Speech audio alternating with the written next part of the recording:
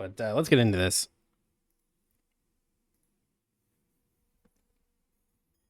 Work is pretty awkward in the end when you're trying to design stuff. So then I had like three years something else. I was working actually in a bank, but no one really cares about that. But now I'm back. So yeah. Yeah, so this is Rexy. For those of you that don't know who he is, he worked at Pinnacle Studios in the past, and I guess left for whatever reason, and has recently come back to the team. Right, he is the project manager.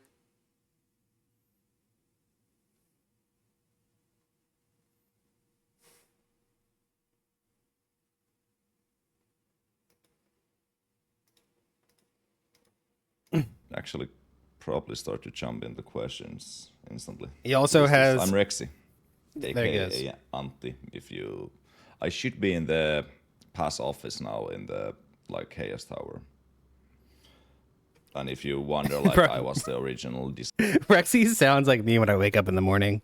Like when I very first get up in the morning, I have that that really deep, groggy my voice sounds completely different. And then for whatever reason, as the day goes along, I go through like reverse puberty, and by the end of the day, my voice sounds like it's much more higher pitched than when I first wake up. It's actually really weird how that happens. I don't know if it's because I'm like clearing out mucus or something as the day goes along. Why does that happen, chat?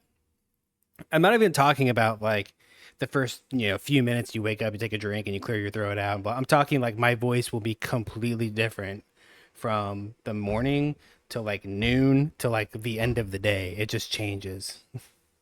We're not gonna look at any of that stuff. We're doing heroes stuff right now. designer in the Chaos Tower and Chaos Shrines. Yeah, so it was quite a long time ago when I was actually in there. But like stated, now I'm back. Okay, so Get into I will it. also apologize for the production value. Like the OBS kind of fucks up the font at some point. I like it's a bit blurry. You can read it easily, but it's still like production value. Chat. I want one of these. I want this art. Yo, I want this art for the stream. I need to find out who designed this. I'm gonna pay Mika, bro. Yo, I'm gonna pay Mika to make me some like custom Hero Siege, Graxy Hero Siege art. Yo, Mika, hit me up, bro. He's not the highest right now. Also, Mika might be a girl. I think so. Nemo's wife, I think her name is Mika. And then we have a Mika that is art, but I don't think it's the same Mika. I actually don't know. Yo, we're getting some Paz lore, dude. Hopefully you guys don't mind. Plus, Anyway, I didn't really like reformat all the questions just cause meme values. I think it's kind of nice that we see what people actually send to us. Of course, if there was something inappropriate, I had to format it. But so yeah, is there a plan good. to address the difficulty spikes in the campaign? It's frustrating to be level 40 to 45 and suddenly thrown in the level 70 area, forcing long dungeon runs just to catch up. To be completely honest, I'm not exactly sure where this happens. I know that like in some acts the dungeons are actually way higher. This maybe happens in the like when you jump from normal to normal to nightmare, but like Yeah, that's the main other than point. obviously we want the difficulty to be like linear and not like. Am I actually hearing myself? Nope. Is there a plan to address the difficulty spikes in the campaign? It's frustrating to be level 40 to 45 and suddenly get thrown into a level 70 zone. So, I mean, the monster level of the area or the area level means nothing in terms of your character level. You're never going to keep up with the area level, right? And maybe they could change it for whatever reason, but I think items and how they spawn, like the affixes that you get on items and such, is based on monster level and area level in some sense. So if they change any of that stuff, it completely like bonks. Yeah, look at that one. He's jorking. It completely like bonks everything. So I don't think that's a good answer. Um, but for most characters, I don't think this is an issue, but there are definitely some classes in the game that have this problem. Like, let me show you one actually. Yo, literally, I can know exactly what this person's saying.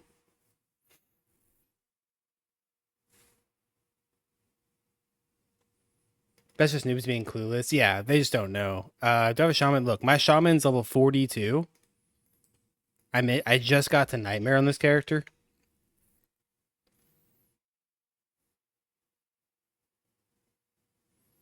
It was a problem when sub skills were level 60.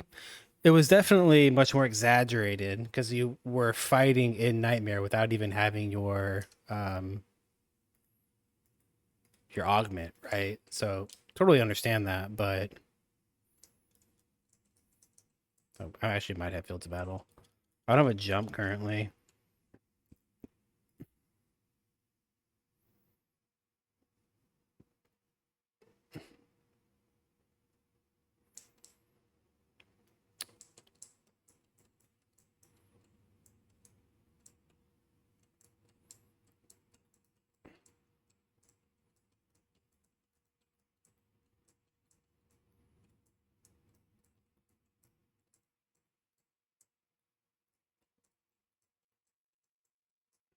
This is one pack. I mean, not really one pack, but we'll say it's one screen. One There's a champion in there. These aren't even the hard mobs, right? There's a bunch of new monster affixes that were added that give them damage reduction or life or whatever. Those are just regular monsters. Like that's a white mob. I actually have to stand around and fight white mobs. Totems look great. It's not just totems. So I think this is really where they're talking, where the difficulty feels really weird because they're hitting this. Most people when they level up the campaign are going to hit anywhere between level 40 to 50, and I've tried getting more than that, and it's 40 to 50 with me like going through dungeons and all that stuff. And then on top of that, guys, this is my damage. I'm pretty sure I'm all int.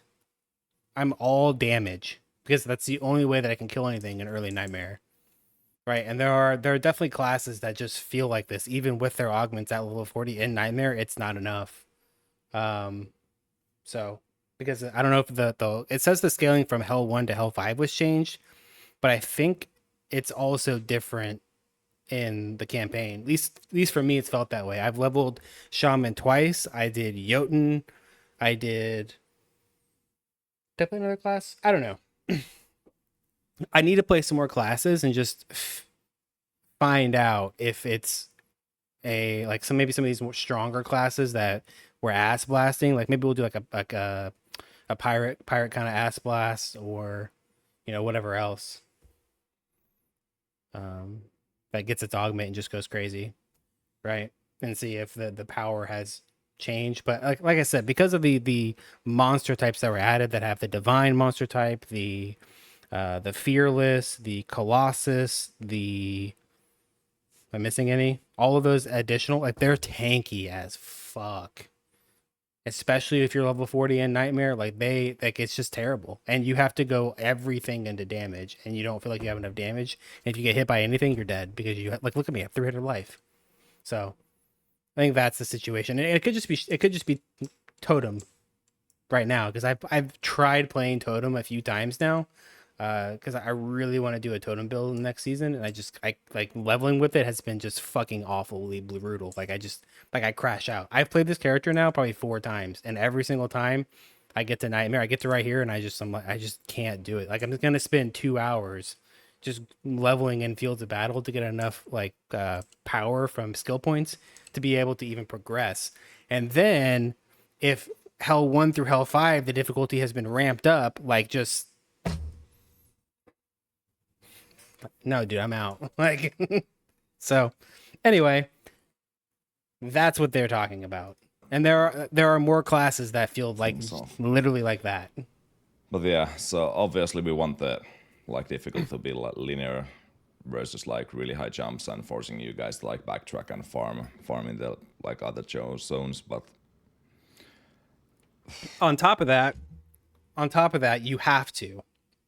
right? Or I shouldn't say have to, but most people do, right? Most people will hit that 40 to 45, and then what do?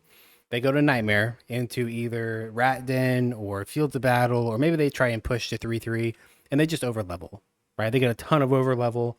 That's their choice. They don't have to do that, but I feel like some of these classes, trying to put them in like this linear progression through the campaign, I don't know. Like it's level 40 augments definitely helps with that, but I feel like you kind of have to. Like you have to, even though you got your augment, like you still have to get some of that early power out of Nightmare, like at the very beginning of Act 1 Nightmare, to be able to do that linear push, right? Not every class is like that, but I would need like a bit more specific the spots really to bottom tier actually be classes hit able this to wall. answer They where they this really is do. actually Yeah. happening. Is this closed beta? But Yeah. then again, like if you jump to level 72 area, it doesn't really mean like you had to be level 72. Like you Right. usually farm anyway, like quite a quite a bit levels lower than what you actually are. Mm-hmm. Yeah, exactly, exactly. That's what. We have an ad. I'll pause it for a minute. 2 to 3 runs in the Rat Den is a must to speed. Well, you have to remember that bloaters give 90% less XP now.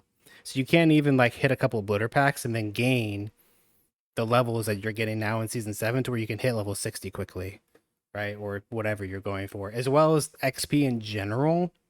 I don't know if this is in the patch notes, but the XP in general doesn't feel the best. Maybe it hasn't changed, but I feel like I do an entire Rat Den run with a character and I just get maybe half a level, right? Now imagine doing that on a character that doesn't have good clear. And you have 300 life and you can't kill anything. And now you get half a level from clearing an entire Rat Den. And maybe you run into a bloater pack and you get it, but you get 1 bar of XP because that's how much XP you get now. Right? Or maybe you go Chaos Pillar farming in Fields of Battle. That's fine. That's a legit strat, especially if you happen to hit a bloater like Wormsy pack out of the pillar. You're going to get some good XP out of that. You'll probably get 2 or 3 levels. But the amount of time that you're going to spend doing that on that class, like especially the Shaman, it's fucking terrible. it's I've crashed out 4 times doing it. That's how I know it's terrible. So I feel that after the sub nodes are 40 now, so after that you can just blast through the game. Until then, it might be a little bit struggle. and to be fair, not every class and every skill and every augment and blah blah blah blah should be able to just run through. But again, there are multiple skills and classes that I feel like have this early issue. I don't know if it's just the XP curve needs to like ramp up a little bit. Maybe as you get into the later acts to help you adjust for that transition, or I can't really say it's items because I feel like satanics now are dropping way more than they were before, especially with having chaos pillars in every zone. Like you get a ton of satanics, as well as I feel like the logic for affixes that are dropping on items as you're going through the campaign is way better. Like I've gotten plus skills, maybe on my shaman here. Maybe it was the last time level. I don't know. Like I had a +4 vial on my shaman. I had a +2 sentry helmet. I had +2 boots. I had plus skills on my gloves. I think I had um, a +1 or a +2 chest. Like I literally had skills and everything. It was crazy. These were just like rare items and stuff that's picking up, as well as there's some satanics. So yeah. But well, it can't be like breeze from the beginning till the end, or it's well, we got a lot of complaints that the game was too easy at some point. But yeah, let's try to be brief because we have like 30 questions or something. I don't know. Will there be new zones to farm other than the campaign ones? This is something I asked from Elias. Well, I hope we add something, but then again, like, does it really actually add that much like difference to the like if you have played like PoE or other ARPGs, you pretty much form the like same layouts, same zones, etc. It will get like dull at some point, but of course we can add like more cow level stuff or even actual like maps. But currently we're Yeah. doing I don't know if you guys know, but it's been on the docket for maps and stuff, right? How that will work and whatnot. Obviously it's up to them. Um, I mean, they have other zones in the campaign zones, right? You've got Shadow Realms, you got Eternal Battlefields, you have Luna's area, you have Chaos Towers, you have, but there are a lot of other zones outside of just the base campaign. Now, one thing that could help with this, and maybe in the future if they do more season mechanics that add ports to take you to other places for other content, I mean, that could be other zones. There's also wormholes. There's definitely a pretty good amount of content outside of just farming the campaign or farming those zones. It's not really the campaign. I think calling it a campaign isn't really the right wording for it, but yeah. Like our thing, And I'm and curious, this is different. whenever they do mapping, maybe they'll do like certain tile sets will harbor certain SS items, right? So that you're having to do certain zones in order for certain items to drop, however they do it, right? Could be a cool way of getting around it. But yeah, it's kind of I kind of agree with what he's saying there. It's like people just want the feeling of putting a map in because that's just what they're used to doing from PoE for a lot of years now, right? And if they're not specifically doing that and they're going into a zone in the campaign, to them they're not mapping. It's also a static layout, right? A big difference here is if is it static? It's not static. Well, the dungeons are. That's what it is, right? Because people are doing 3-3 over and over and over a lot of the time. So because that's static, they don't feel like they're doing a map because they don't actually have to explore anything. They know exactly, the shortcuts and the zooming and they know everything, right? So maybe having, I don't know. Personally, I kind of liked when dungeons were randomized. I guess they never were, right? Even in Hero Siege 1, I don't think they were randomized. They could have randomized dungeons and stuff like that. Might make you feel like you're doing a map instead of it just being a campaign zone. But yeah. Different from like any other ARPG. I think everyone else is using like maps or dungeons in Diablo 4 or something, but like I think this is okay. And after we like mixed the target farming heroics, I think that will actually like enable or refresh it a little bit, so it's not so dull to farm the same zones. Yeah, and I don't know this one for sure myself because I haven't played the current beta a whole lot. But apparently, there's a lot more target farming now, like way more. You're going to be getting your builds online from target farming. So ideally, if you have a large pool of items and the pool of items are in specific zones, you're going to force people into those zones to get everybody out of farming the same thing and like going into different places. It's not gonna feel like you're playing the campaign. It's gonna feel like you have a bunch of zones that you're deciding where you want to go to get certain items. So yeah, and from what I've seen in the beta, people are saying that this is a target farm season. So I have to play the game myself and find out if that's a true statement or not. But that's what I've been hearing from the other beta testers. So that's a W if that's the case. That's what I want. It's what I've talked about in my previous review videos and like items being global drops kind of sucks ass, especially when you have codexes because you can drop literally any item in the game from doing a codex, and it's like there's so many items dropping and having them, have a chance of dropping in not their main zone is fine, right? It's definitely fine, but it needs to be a really low chance. You just got lucky that you happen to get, you know, whatever from its non bias zone. Then I play a private league. Well, next season, I won't spoil it. We'll get to it eventually here. But yeah, we Yep. definitely Thanks for could the use follow. more like unique maps. That's a good take. Like I said, the sheep Oni or cow level is kind of funny, but We do need RNG. Yeah, they're still there for sure. The and the yeah, the RNG zone drop feels is still decent there for now thanks to the pillars, anyways. Well, that's actually glad to hear.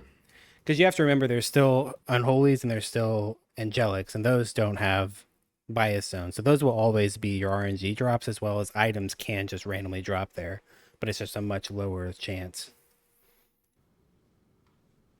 Mm. Hello, later. Well, we can get to the on the cheat parts. There will be questions regarding those, so I will then answer those. Will there be like Jewel sockets in the new Hero level 3? I think Elias mentioned that there will be, and well, we like to give players as money like customizations, because it's all about the so-called meaningful choices. Whenever player has to make a choice between something, it's usually a good thing to give, like, the more customization you have, the more builds you have, and well, the more depth you will have in the game. So I'm pretty sure this already is in the like works, but of course it's really raw sketch at the moment. But I think I'm pretty sure I saw a version of this hero level tree recently. Well, somewhat recently. I've shown it. We've leaked it. It had jewel slots in it, so Elias already drew the jewel sockets because he's kind of fond of those in the PoE, and of course since I have like 4,000 plus hours in PoE.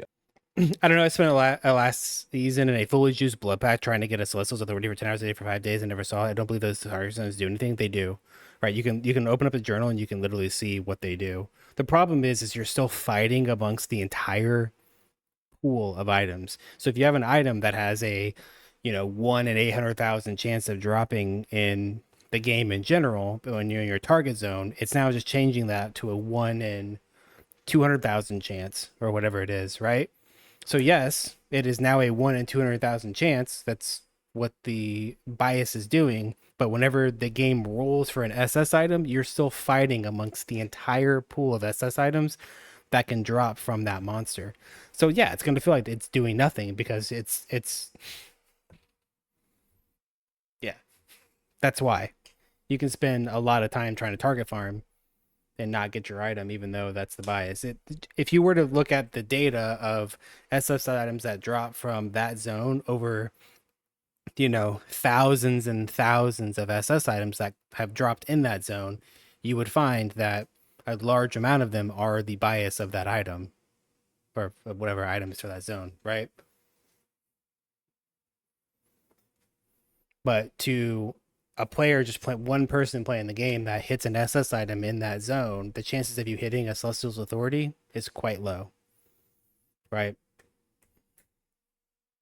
Because you're fighting amongst the entire pool, which is something that we read in the patch notes. It's something that I talked about in my last video reviewing the season. Is that there needs to be a higher chance for the heroic to pop up, the biased heroic to pop up, other than just lowering its actual drop chance.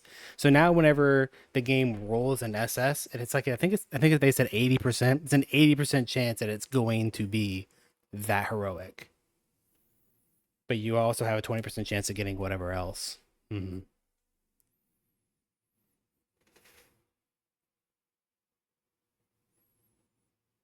But you would think with a fully juiced blood pack with a 50% increased heroic drop rate, which cuts the drop rate in half or double or triple the increase, it's not doing anything for you to target farm that item. So let's say that Celestials, we can literally do it in here.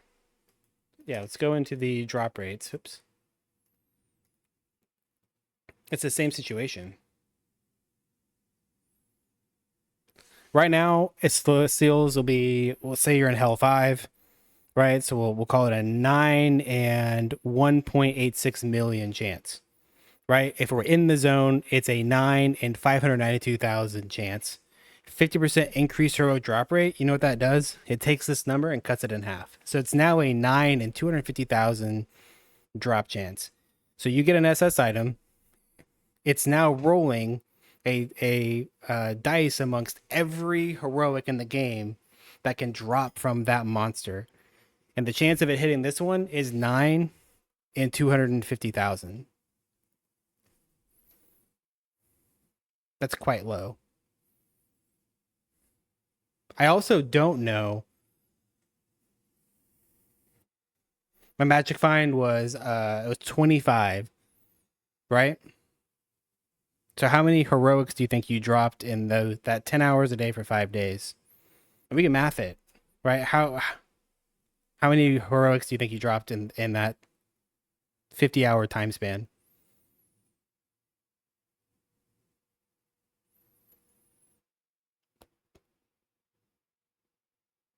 I promise you that it works. I promise you that it works. That's literally how the magic find actually works. That's a 0.0036% drop chance for it to hit. No. That's not a 0.0036% chance for it to drop. That's a 0.0036 chance for it to roll the dice and hit this one. You're not including the other 500 heroics that it could also hit.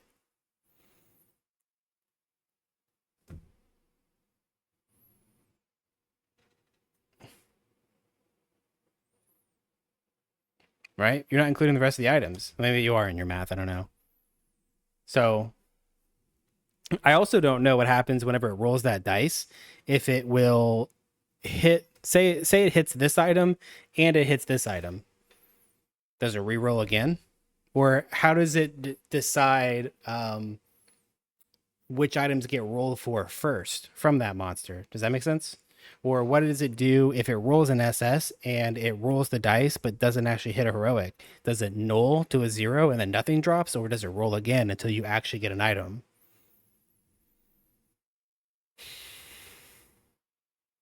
I did find 2 Angelics, but never found Celestial's Authority. Well, Celestial's has a in-game drop chance that's higher than some Angelics. So once again, it does work. You're not. It's literally how the RNG of items drop.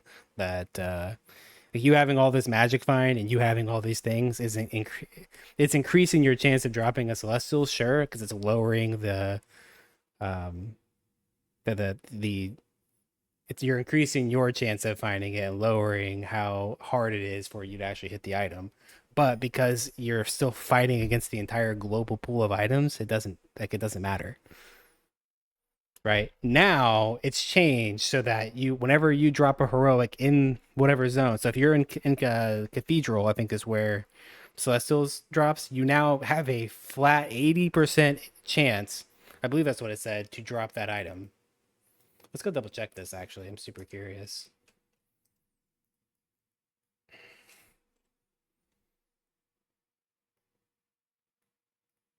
What the actual wording is.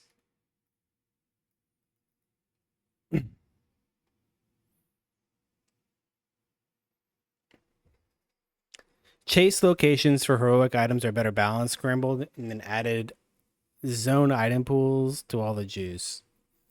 I think it used to actually say 80%. I'm pretty sure it actually said 80%. And it's been changed. Either way, how it actually decides if you're going to hit the chase heroic now or not it's a different formula. See, that's what I thought it was supposed to be last season. They said it was 7 times more likely to drop in their it is. It is 7 times more likely for it to drop in their chase zone. But once again, you are fighting amongst the entire pool of heroics. I don't understand how you're missing that disconnect, bro. The chance of you hitting it is extremely. You could literally drop hundreds of heroics in that zone and still not hit it. I also love like all that big jewel sockets that actually allow you to like pick points all over the place. So yeah, I'm pretty sure we will be adding them. Yeah, well, like I stated, there will be cheating related questions coming. So this is like This is important. This is a hard topic because it's a cat and mouse game. We're constantly protecting memory, protecting everything, and trying to find new like ways to defend against the cheaters. About the question relating like moving stuff from local to the server, no pity I'm system. pretty sure Yeah, that true. should be no addressed pity system, quite so- heavily. And there is sort of like fake photos or like screenshots going on, like old seasons, etc. That people are just like creating propaganda, pretty much. But I know that this is a huge issue, and well, couple seasons ago this was even worse issue because the Steam ID linking wasn't there. But now that it's there, it's like cut the cheaters. I'd say 90% or even more. But like we're working on it. It will be like unless we would transfer the whole game to server side, which isn't really possible. We will have to like just create all sorts of protections regarding memory and editing. But like I can easily say that the cheating has gone down. I'd say 95% for its like worst. That's true. Chat. To my knowledge, last season I didn't play a whole lot. I've only played for like 3 or 4 days, whatever it was. But I didn't see any. Maybe the people that played a bit longer saw cheating, but like how much you guys see and how much is actually happening and how much has been um, caught and people banned or whatever, like you don't know those numbers and those figures, right? Yeah, because people cheated and duped and did all sorts of stuff. This game is such a small game that it destroys the economy. So in your mind, you have this thought that like, oh, everyone's cheated and the whole economy blew up and there's all these cheaters. When in reality, might only be a few people, right? It's just it just hits this game so hard. But yeah, last season only cheating was the jewel material and the key cheating. Yeah, and I feel like a lot of the cheating isn't people like injecting items and doing memory manipulation and doing all that shit. It's bugs within the game, like key duping, where you like can pick up a burr rune and this split the stack and put the other stack like in a different inventory tab, and then when you move it back or some shit, it like dupes. You know what I mean? Like dumb shit like that, like UI related dupes. Which eventually, once all those get cleaned up and fixed and stuff, that's yeah, it'll cut it a lot of it out. Points. So let's hope we can get the last presents out as well. Yeah, for sure. It would be fun to I want to have those give them credit items. where it's due because I have noticed it. Excuse me. I've noticed that a lot of the cheating and the different things that people were doing, it's being worked on. It's being, you know, they're trying to protect. They're trying to protect us, chat. So, Well, there is boss related loot. and I Sure, it's also not in the see, campaign, I, but I guess I also see the other side of it, right? Because I am in the beta chats and I see Elias and just the team in general getting pissed off because they're like constantly just on this like this cat and mouse chase, all of trying to get rid of these cheaters. So I see both sides of it that you guys don't see. we could The add cheating's gone way something down compared like to last that. season. Yeah, it really has. Keys are dupable at the moment. Yeah, actually, like the dupe is our fuck up, so to say. So it's not even cheating, or of course it's cheating, but like it's our problem that we've allowed the duping to happen in the game and with the like stash tabs or with the freaking shops, etc. How they're done. Like that's not even like editing or memory editing or anything like so to say high end cheating. That's just like our fuck up, and we have to just fix those. W. Yeah. Will there be a return of flight? Death pits and crystals are fun. I agree. I actually lost my hardcore solo self fun character to this freaking event. I wasn't working here then, but I will make my personal quest to not allow like honestly this stupid stuff to let in the game, because it's like I'm, or at least I used to be a hardcore enjoyer, and well you can't have like stuff like this.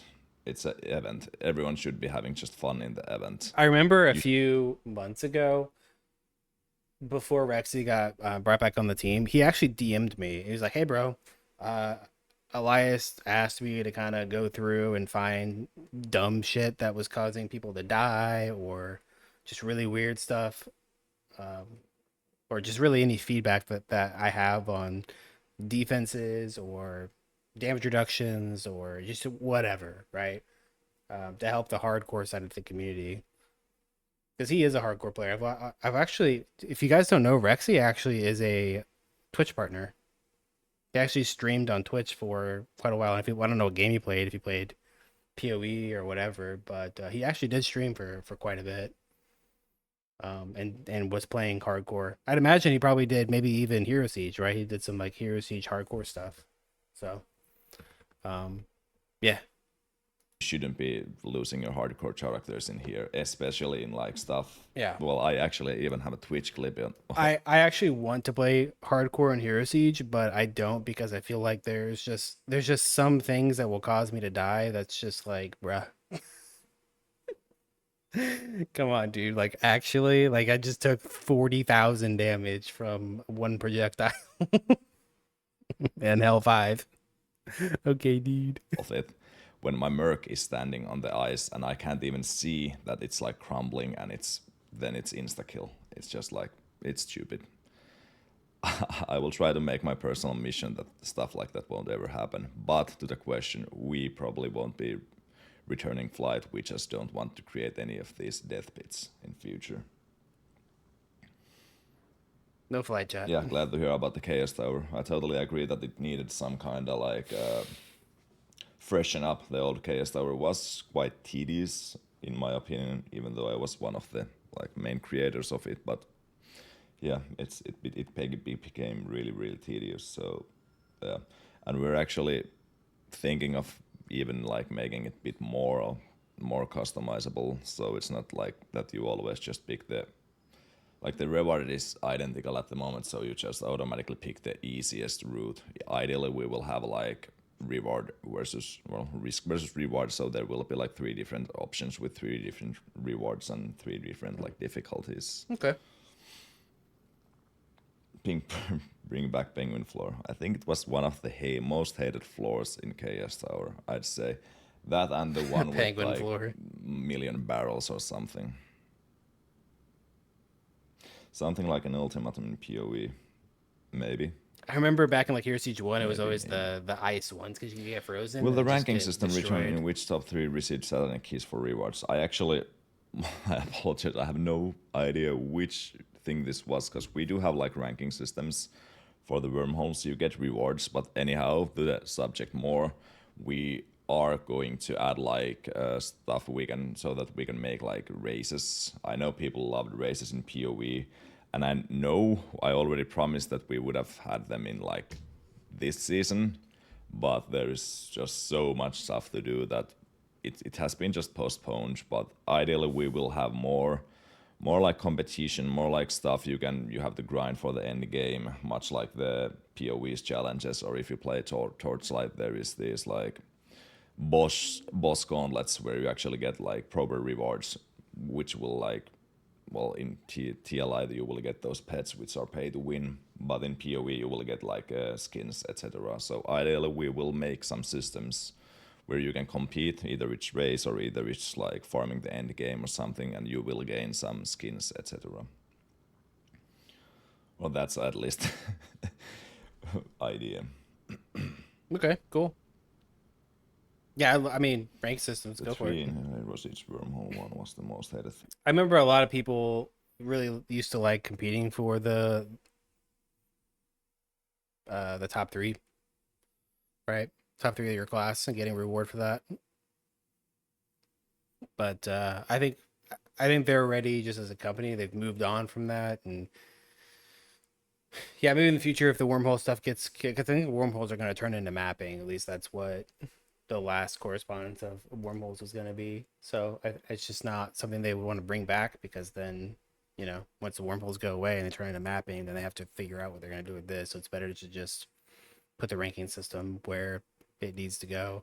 Which, a boss gauntlet, or what's it called in Torchlight chat? It's called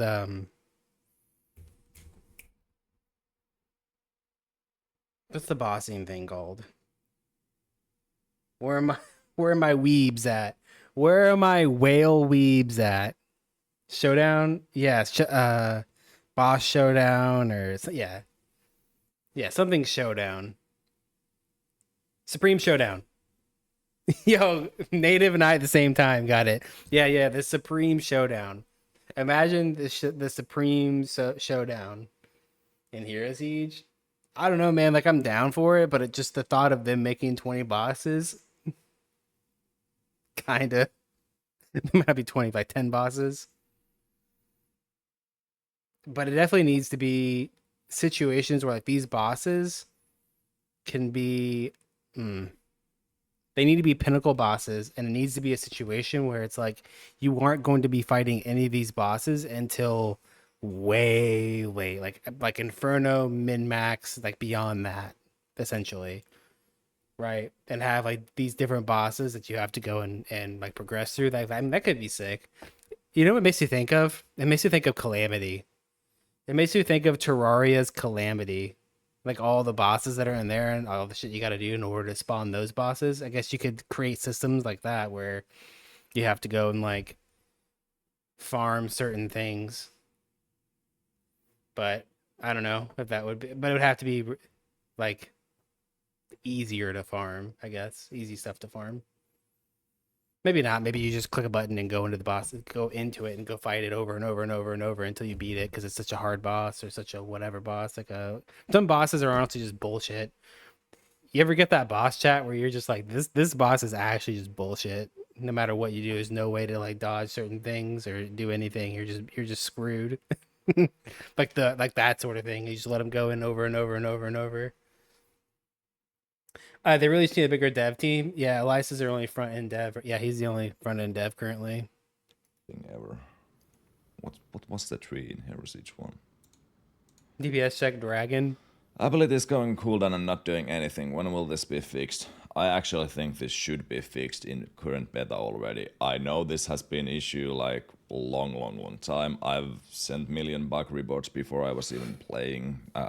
Before I was even working in the company. But like, I was fully aware of this, and this is so annoying. I was playing ton of white mage, and always when he popped the healing zone, and it just didn't like happen. It was so frustrating. But yeah, this should actually be fixed, and if not, then I do hope that our beta testers actually comment that it's not fixed, because I think we brought this up like a week or two ago for Jussi, and he said it was gonna be fixed. Cool. Yeah, I mean, I haven't played to know, but so No, I far I think don't there think was I've had just this something issue. like it didn't check that if the spell actually went through, and there we added some instant cast things there, but it should be fixed. And if it's not, then I I ask our beta testers to actually like give us information. Okay. Are there plans for sub skills to add tags to skills such as orbiting, explosion, or summon? I think Elias is currently making like whole new tag system He so that is, we yeah. can have like same sort of thing in that PoE has where you can actually add. He already did actually. Elias made a whole tag system for skills. I don't know if it's available. Yeah, it's here.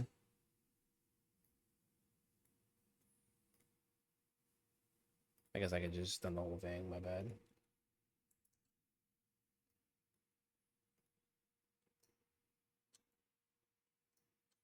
So cast chaining sentry active spell.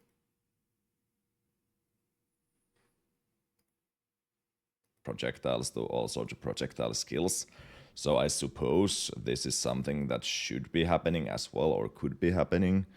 Like, let's say I know there is skills for like white mage restless spirit, which gives you the which makes the skulls like summons. And I actually asked Elias if we could like actually add a summon tag for the skill if you pick the node, because it would just make sense. And as long as it like makes sense, then we will be adding it at some point. That's for sure, unless it's like really hard to implement. But since Ella is already doing this whole system with the attacks and projectiles, etc., I think this should be no problem and no brainer as well, in my opinion.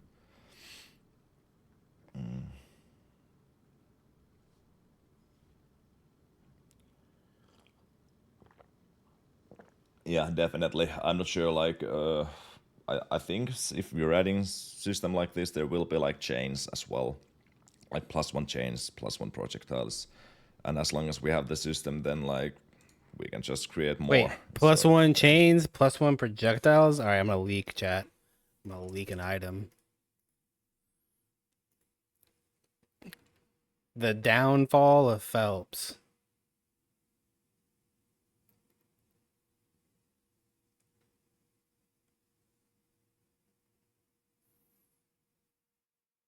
It's making a comeback.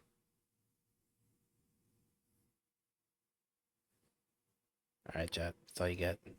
should definitely be a thing. They'll probably get Relics tuned. are getting updates. Is there a possibility we get some more interesting passives on level 10? Yeah, definitely. There is actually already quite a bit of stuff, and we have we have created a ton of ideas for Elias. It just requires implementing, and some of the stuff is, well, it's not like super complex, but it's so complex that it will take some quite a bit time. And if it's only one relic that will take a ton of time, then it's like, well, because we have only one front end coder, and that's Elias, we will have to prioritize a ton like what we do with our time. So yeah, the relics are getting a ton of rework, but the like, if you think, we will much rather rework a sub Stormweaver with it, node, yeah. like sub skill node, than a relic. So if you want as complex relics as sub nodes, then I will have to tell you that it will be like season or two later after we have reworked all the sub skills.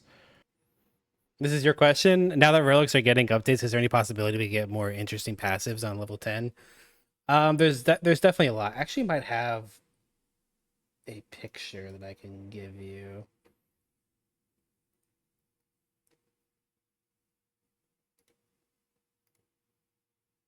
Hang on, chat.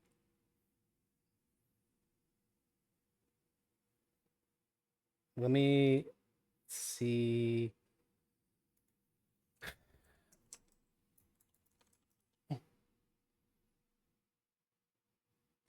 Oh shit. It might take me a minute to find this, boys.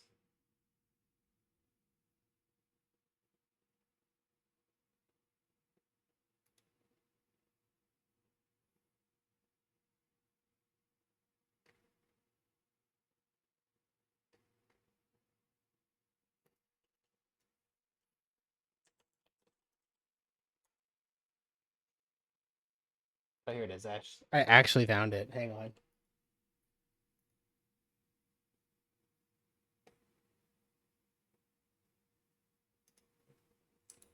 Let me put this in my Discord. And then I'll show it on stream. So I have it.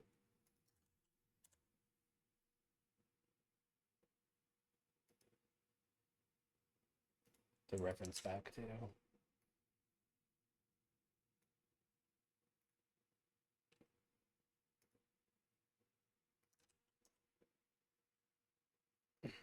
Okay, so here's all of the like passive type relics.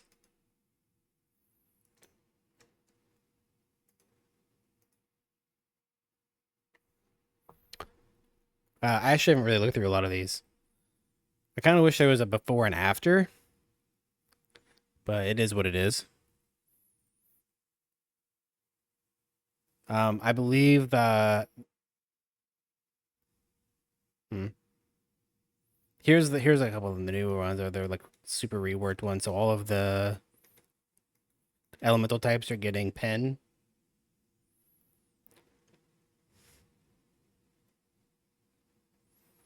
Horned mask converting 10% of energy is converted to magic skill damage. It's kind of a crazy one. Durg, I guess 40 flat fizz.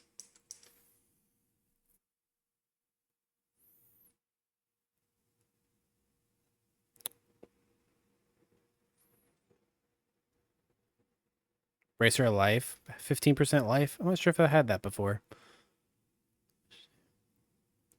Cheeseburger, yeah, cheeseburger gives. I actually have that on my Jotun right now. Cheeseburger gives 100 life per thing, wherever it's at. I'm blind. There it is. So it's 1,000 life total, which is crazy.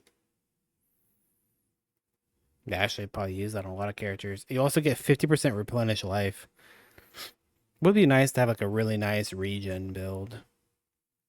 Sausage getting 15% life and mana. Oh, 15 to 30% life. Yeah, there's a lot of life stuff in here. Bracer, that's what it was. Yeah, Bracer only gave the replenish. Now it's got 15% life on it. It's really, really nice. So you can get 15, 15. So it's 50% life here. And then another 1,000 flat. Sheesh.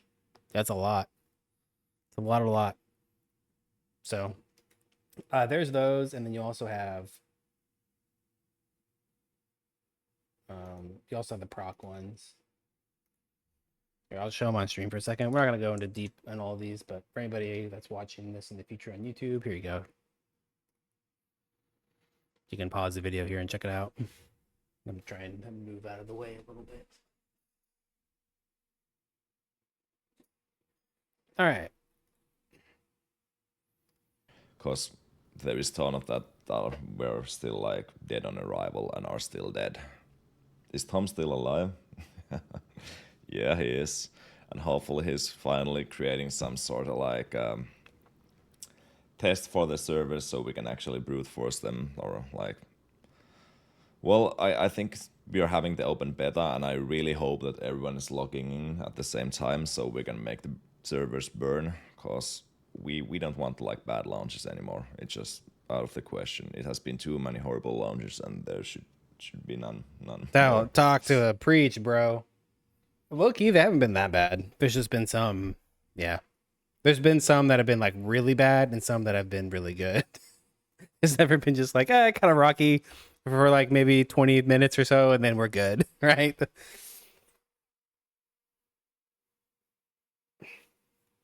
I ain't gonna lie, chat. Last epoch starts the day before, or the day after, or the day whatever, right? So, as much as there's gonna be a lot of people that do log in, there's gonna be a lot of people playing last epoch. So, it is what it is. That Why was the otherwise weapon would have type at least logged restriction in. removed in Hero Siege? It used to help differentiate character builds. Well, this is also from like at least my personal design perspective. You shouldn't like enforce the builds with restrictions. Ideally, you want to give players as many options, but the options should be like as good as the other options, so you will have them make the decision yourself. Do you choose an axe? Do you choose a sword? Do you choose what?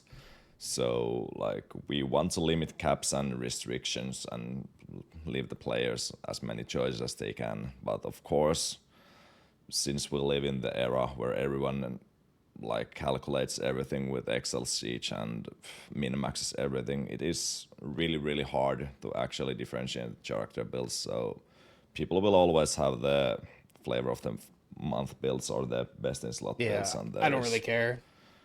Well, there is nothing you can. I personally don't like this. I don't like having weapon restrictions. If I want to put a fucking wand on a redneck, like I want that ability. I don't think there should be any sort of like, especially in this game, because whenever you're playing a character, a lot of times you have multiple archetypes. Like redneck has the whole firecaster side.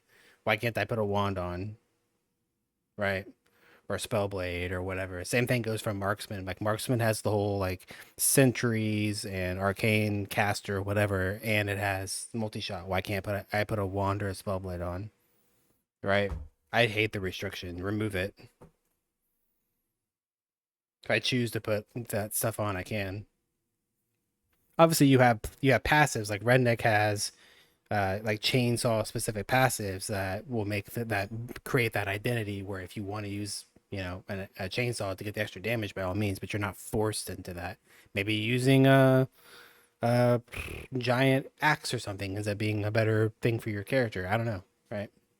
Probably not, but Can actually really do about it.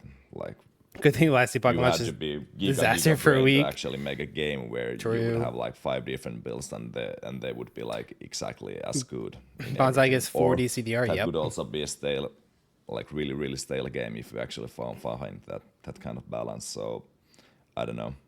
I think it was really good that the restrictions were removed. I hated it personally, and it helps us to like create items and create balance. You'd be lucky to play Hero Siege in the first 4 days with the insane amount of bugs like every season. Doesn't stop you from playing the game. But yeah, ideally we want to just like, of course we don't want that. That's why we nerfed rune words way back. It was really boring. It was really boring in Diablo 2 when rune words, like everyone's wielding Enigma, everyone was wielding Hota, everyone was wielding Breath of Dying. Like that's boring, and we want to avoid that. But it's still really hard to balance around at times. I mean, you're not wrong, but that's the point of it, right? That's the point of the beta. Things no one plays like two Server issues and gun. I think there's like, well, Bugs that are created by well, I didn't large remake, amount of but I players. went through a ton of rune words and tried to keep their identity and like buff them up so they should be usable. And I know that the Elias at least added one insane two-handed gun there, but I think there should be quite a bit of like options regarding those items. But there is, of course, lack of items in like one-handed guns. I'd say there isn't that many, other than like log. But then again, like it's really hard to get, so we should have definitely add like a heroic one-handed gun and some other items as well. Any plans to block you from using a Soul of Hatred on already cleared Gabriel, similar how won't let you open a second? Every RPG has bugs and seasons go live. Yeah, it's like every season, like every game. you ever look through the forums for like Path of Exile after a new season starts, like the bug report forums? It's like pages upon pages upon pages. We're talking like the bar at the bottom. It's like 10, 20, 30, 40 for just one patch. It's like 40, 50 pages worth of bugs.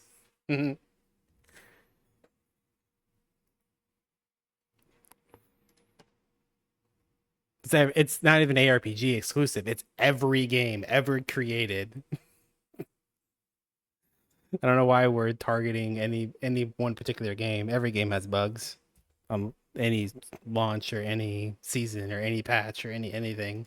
It's a never-ending battle for the Well, developers and definitely games. should be a thing, or then it should just reset if you actually It's use it's like just the. honestly like our games and systems and everything are just so goddamn complex in 2025 that it's just impossible to get away from it, right? So the complexity Hatred of games is again. crazy. It should just open a new zone, but that's something like.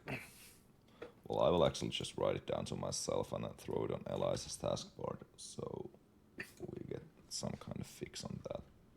It's Because never an issue to certain it people shouldn't go like until it that. affects them personally. It's like, oh, this game has all these bugs and blah blah blah. One season and the next season it could have just as many bugs, but because it didn't target them and their build specifically, they're Well, like, oh, Marshmallow this is be the able to greatest use game one since ever. his caster You know what I skills kind of mean? makes no It's sense. it's all Well, this experience is actually one based. of those things that he definitely should be able to use one, and I think I asked from Elias if you could just like allow every character use all kind of items. And I think that will be a I thing couldn't play actually DC every after three he minutes. Not adds a bug. these Server tags, issues. because the whole thing was we wanted to avoid that the like samurais were using But bows fair, for fair the enough, blade Immortal. Yeah, barrier, which yeah. is well, I like it. I like the build different. That right there is what needs to be cleaned up. Where people are just constantly DCing 100%. Like I agree. As much as it sucks, right? It like hopefully there's some sort of like better response to this, and that's something that he mentioned a minute ago. He's like some of our launches have been bullshit these last couple of seasons. So they've already like mentioned that this is something that will hopefully be better going forward. Fortunately for me, I haven't had a lot of issues in the United States. It's not just me. I don't have some like streamer client bullshit going on, right? Um, it's just in the United States we don't really have those issues. So the EU servers get absolutely fucking fried, and I hopefully you guys next season aren't gonna have these issues because I would like to be able to race against the EU people. To be honest with you, I'd like to be able to race against some of my friends are EU, and I want to be able to play with them, and I can't because it's just impossible. It's literally impossible for the first however long. So yeah, Differentiation. I like that you can actually do that, but let's say that the butcher was using two-handed gun or would be using the new two-handed gun because it's so stupid high damage, yeah. and we kind of want to avoid that. So I think the tags go so that you can't use X skill with like X weapon. So you can't use like butcher's slicing throw with a gun, and you can't use like butcher's blender with a gun. So I think in future marksman will be able to use wand, and but he can't like shoot arrows with it. Let's put it like that. But he should be able to use like the grenades and stuff that Well, actually that use faster limitation cast rate. exists already. What And he's that should talking about, like be that already exists. Like if there are certain skills or certain classes that are able to wear certain weapon types, but they can't use a certain skill because it's the limitation. You can't. It's like what he's talking about, where if you're wearing you're using a bow skill, you can't use a certain can't put on a wand and use that skill, right? It's the same thing. There are some skills already in the game. It's like that's how it works, but maybe it's just not coded into the game because those characters can't wear those weapon types. So that makes sense. It's like putting on good example of this, like putting on a sword skill. Like if I'm playing a samurai, samurais can wear bows because I can use like um blade barrier while wearing a bow. But if I were to use omni slash or something or quick slash, I can't wear a bow and use that because it's not a range skill. It's the same idea. It's not, it doesn't stop me from being able to wear a bow. And I also think that the this already exists in the game, by the way. Like this restriction shouldn't even be a restriction because there's a ring in the game. Guys, there's a ring in the game that removes all weapon restrictions. So the like it not being coded or not being possible because like certain skills would be able to be used with certain weapon types isn't a thing because you can literally put a wand on a marksman by wearing that ring and it doesn't mess with anything. So like the restriction just needs to be removed. It's stupid. This straight up just needs to be removed. Case at least.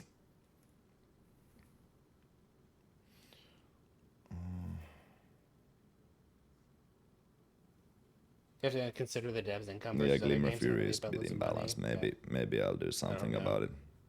Even though I kind of like the item. What's the design goal for class viability in SSF Inferno? Should each class have at least one clear and one single target spec or multiple options? I'd love to hit random class without worrying. Well, this is obviously the end goal. Like, I'm solo self-found enjoyer myself, and I'm well aware that you can't really, or, well, you can always play X class, but, like, if you want to be somewhat efficient, you currently, like, all the classes are not on par, obviously. And, well, yeah, like I said, this is where we're aiming for. Well, I wouldn't say that we...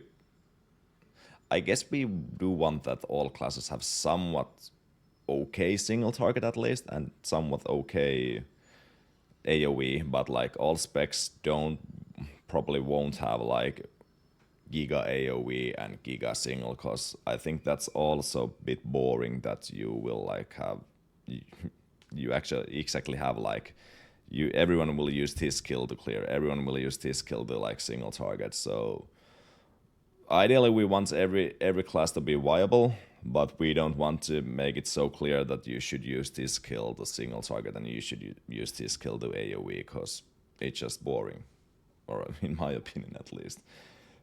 Does everyone do this already? Yeah, no, they do, and but that's by choice, right?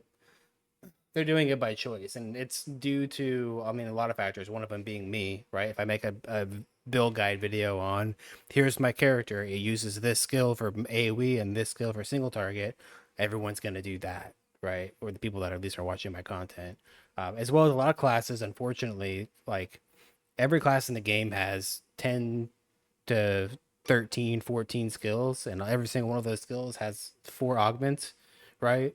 But if you take all 80 augments for one character and you were to have a pool of like what are people using, there is going to be at least one augment on every character that's going to have a huge amount of use compared to everything else, because that's just what meta players do, right? People are always going to play exactly like what he just described.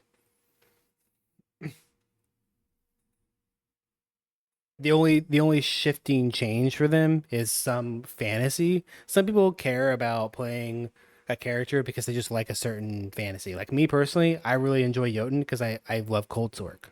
Right? I've played Cold Sork for years and it's just a thing for me that I just love looking at. I really enjoy it. I also really enjoy um I like fire, but not pyro. I don't like pyro or like the whole walking scorching aura simulator, but there's a lot of people that are always going to play that because that's just something that comes from other games. That's just it's very very big, right?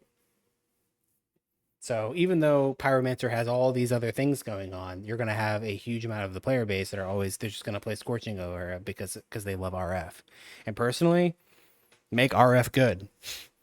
right? RF should always be good because of that reason. You should never have pyro with dog shit RF because people love that shit. Let them play it. And just as they're saying you're never going to have everything that's completely balanced together, it's boring. So true. Had explodey RF. Yeah, it's true that you're never going to have this like every class and every skill along this same like balance line because that's just as boring. It feels like for me, it feels like playing I don't even talk shit, but it's PD2, right? Project Diablo 2 has that like feel where everything feels along the same balance line, which is good, but also makes the game really boring. It can makes the game feel boring. I don't care what anybody says. I get bored of I've played PD2 now for 10 years and I'm at the point now where I'm just bored of the game because everything feels like the same, right? And you could make the same argument where if everything is really strong, then everything once again feels the same. Everything's just overpowered and clearing all these screens and blah blah blah. But I think what's important here is that because they have so many different options, that there's always this shift happening where they're looking at classes that might be underperforming versus other classes, and not just buffing up all the items to make the character crazy and then just destroying the whole like balance of the game, but constantly shifting things or looking at augments and saying this augment's dog shit, nobody uses it, and making it cool as fuck, right? And making it cool, doing something different with it, or just classes in general that nobody's played, and doing some cool stuff to shift that meta to get people that are RF players, people that are, frozen orb players, or people whatever to look at some of these other classes and try different stuff out season to season. And I think it's also a big reason why this next season coming up. By the way, I'm not going to be doing a ton of build guides anymore. I think I'm at a point with me as a content creator and just where I'm at as a gamer. I don't want to provide that stuff anymore. Honestly, I don't want to provide fucking a build guide for every character in the game that's literally start to finish, blah, blah, blah, blah. Yes, I will still do guides, but not to that level anymore. Right. I think it's killing too much of the discovery of the season. And I think for Panic Art Studios to be a successful studio, I think I'm hindering them by doing that. There's obviously a lot of people that are like, yo, I won't play the game without a guide. And that's fair. You can come play the game in a week anyway. Right. Like a week from after the season starts, there'll be people that are making content guides and making whatever and have docs. And there's people that do theory guides before the season starts. That stuff will be available as well. Even I might do some of that stuff where I just do theory, or maybe a week after the season starts or a few days I'll do like here's my character and my diary of my character, and I might do some different stuff and like with what is happening with the meta. But I feel like I'm doing a disservice to Panic Art Studios by having so much directed content and so much just linear content for players right from the gate. That's like tested content within the actual beta of like the season already. So that is where it is, right, chat? I'm taking too much out of the mystery and too much out of the discovery of the actual season for a lot of players, to where, yeah, I mean they're still discovering for the first time, but I'm the progression of it is it's way too fast for you guys, and I'm killing the season for people too fast. Did you have fun, and did you enjoy that, having the guide and all that sort of stuff? Yeah, sure, but maybe it's making it too fast. 100% agree. Yeah, I've been going back and forth on this now with myself for like 2 seasons, where I'm like, am I really just like hurting Panic Art Studios more than I'm helping them? Yeah, sure. Initially, it was great. I brought a lot of people to the game. I brought so many goddamn people to this game because I was the only person making content and making guides, and yes, it was great at that time, but now there's thousands and thousands of people. There's a lot of people in Discord, there's other content creators, there's enough people surrounding the game, and there's enough interest and passion in the game that other people can start doing stuff too. And there is other people that can start doing stuff to the point where I can now back out of just doing content guides and hurting the studio, because going forward, I don't think it's healthy for the studio, and I want to see Panic Art Studios successful because I play their game. Right? I want them to be successful because I make content on their game, and I don't want them I don't want to hurt them to the point where I can no longer make content on their game because everyone's bored of their game. You know what I mean? And there's no mystery. It's like I knew this day was going to happen eventually, and I think it's finally there. Sorry, I'm kind of taking away from this whole review. This is gonna be like a 4-hour video, by the way. Holy shit, this video is gonna take forever. I think that's one of the reasons why Last Epoch is restricting the beta players. It's 100% why it is. Why do you think like a lot of people didn't log in or didn't want to play the season or burnt out on the season so fast? Is because Max Roll had literally everything solved before the season started. And that's why I didn't play Last Epoch. I was like, well, fuck, dude. I opened up Max Roll. I said, what's in the S tier? I looked at the S tier and said, oh, okay. It's fucking Falconer again. GG. I'll go next. That's literally what I did. And I'd imagine that if I wasn't a content creator and I didn't have all this extra stuff and have as much of a passion for Hero Siege as I do, I would probably do the same thing for Hero Siege. I would probably go to YouTube and go, oh, so and so has a tier list. Look at the tier list. So it's another Plague Doctor season. I fucking hate Plague Doctor. GG, go next and go play Terraria. Right? I would probably do the same thing. Could go the other way too. I could look at it and go Plague Doctor. Oh shit, log in. But you know what I mean. You know what I mean. I think people love options and people love like Yeah. testing builds and create. Exactly that too. People should have to go Terraria mentioned. People, I'm taking too much away from you guys putting shit together, failing, being successful, having something interesting and new that nobody knows about, and creating other content, allowing other content creators that don't have beta access to be able to find stuff and make content on. You know why they don't make content on it? Because I already did. Right? There's not other build guides out there for whatever because I already did them. On generally speaking, the meta skill of that class. Why would they? Builds, so we don't At least want what to, I like, think is going to be design the them meta for skill you. of the time. There's all sorts of shit that I don't know figure them about, out but yourself, and that's yeah. the fun in the game, I'd say. Yeah. Is it possible in the future to have sentry damage attack and speed character spreadsheet? Definitely possible. Just need to ask Elias to add it. Yeah, I will actually take Last that Epoch as needs well more on the classes. list. Last Epoch needs a lot of Plus, stuff. yeah, all the information definitely should be somewhere to be found.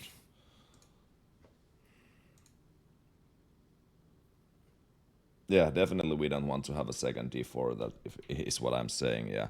We actually talk with Nemo, like we would like it would be cool to add items that actually like do or change some sub skill, but that's the problem. Then you will have like the Diablo 4 style of itemization, that if you actually want to build, like play that X build, you will have to use that X item.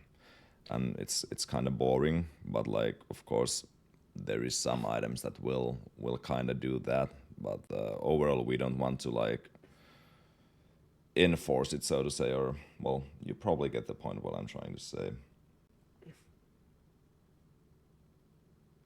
Did you ever think about making account wide the hero levels and maybe make the leveling way harder? Yes, actually, I've been pushing that idea for Elias, but him and Juicy think that people don't want it or that it's bad for longevity or whatever.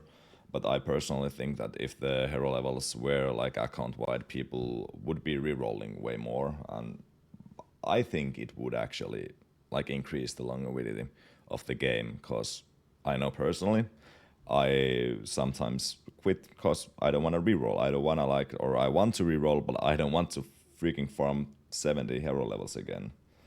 So yeah, I do totally understand like all the points people think in those, but I don't know. Maybe it needs to be.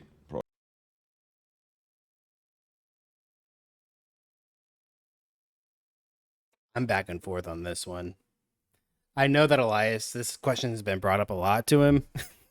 And the last time it was brought up, Elias was like, I'm fucking sick of answering this one. But he was like, I'm never gonna make the hero levels account wide. Um Season 8 already? Nah, we got another month. But season 8 stuff for sure. Um I see advantages and disadvantages to both sides. At the end of the day, if the larger uh, portion of the community, the vast majority of the community wants to have hero levels be account wide, maybe poll it and see what people think, then do it.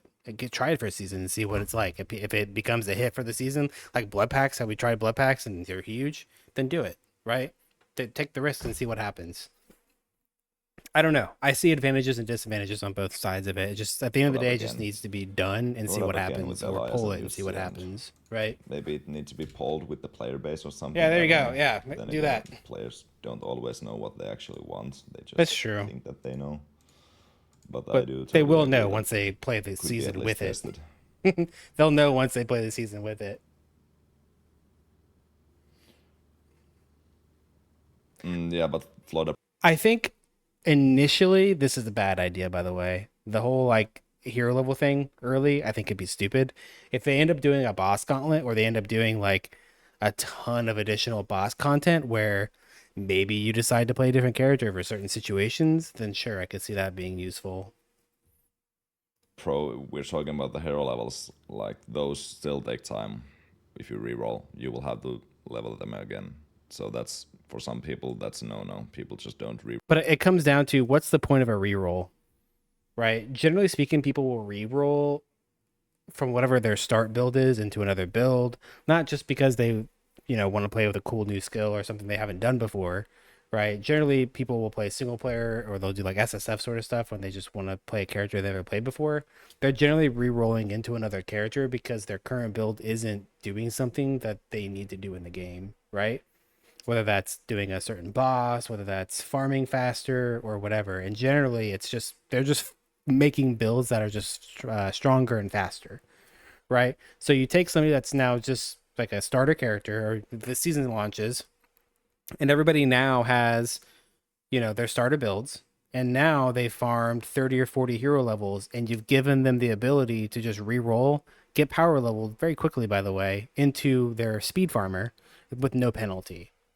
I personally am not huge on you not being penalized, especially early in the season for re-rolling. I feel like you should be penalized, but that's just my opinion. Roll because they don't want to lose their progress, so to say. But on the flip side of that, it's Oh, will yeah. there be a way to train fighting Amon Ra or Gabriel? I hate to lose many hours when gatherings cross and souls. I don't think there will be like a training ground or anything. In PoE, people usually went to the standard to actually test the bosses. We have talked about like boss gauntlet, much like Locking people if they're on a ship build is worse, to be fair.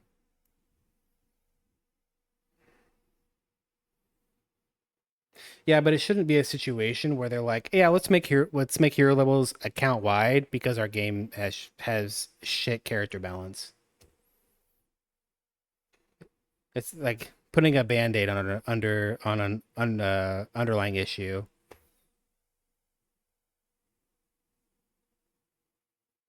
Though until maybe that has come to a point where that doesn't really exist anymore, maybe have it available where the hero levels are account wide. I don't know, but it's like,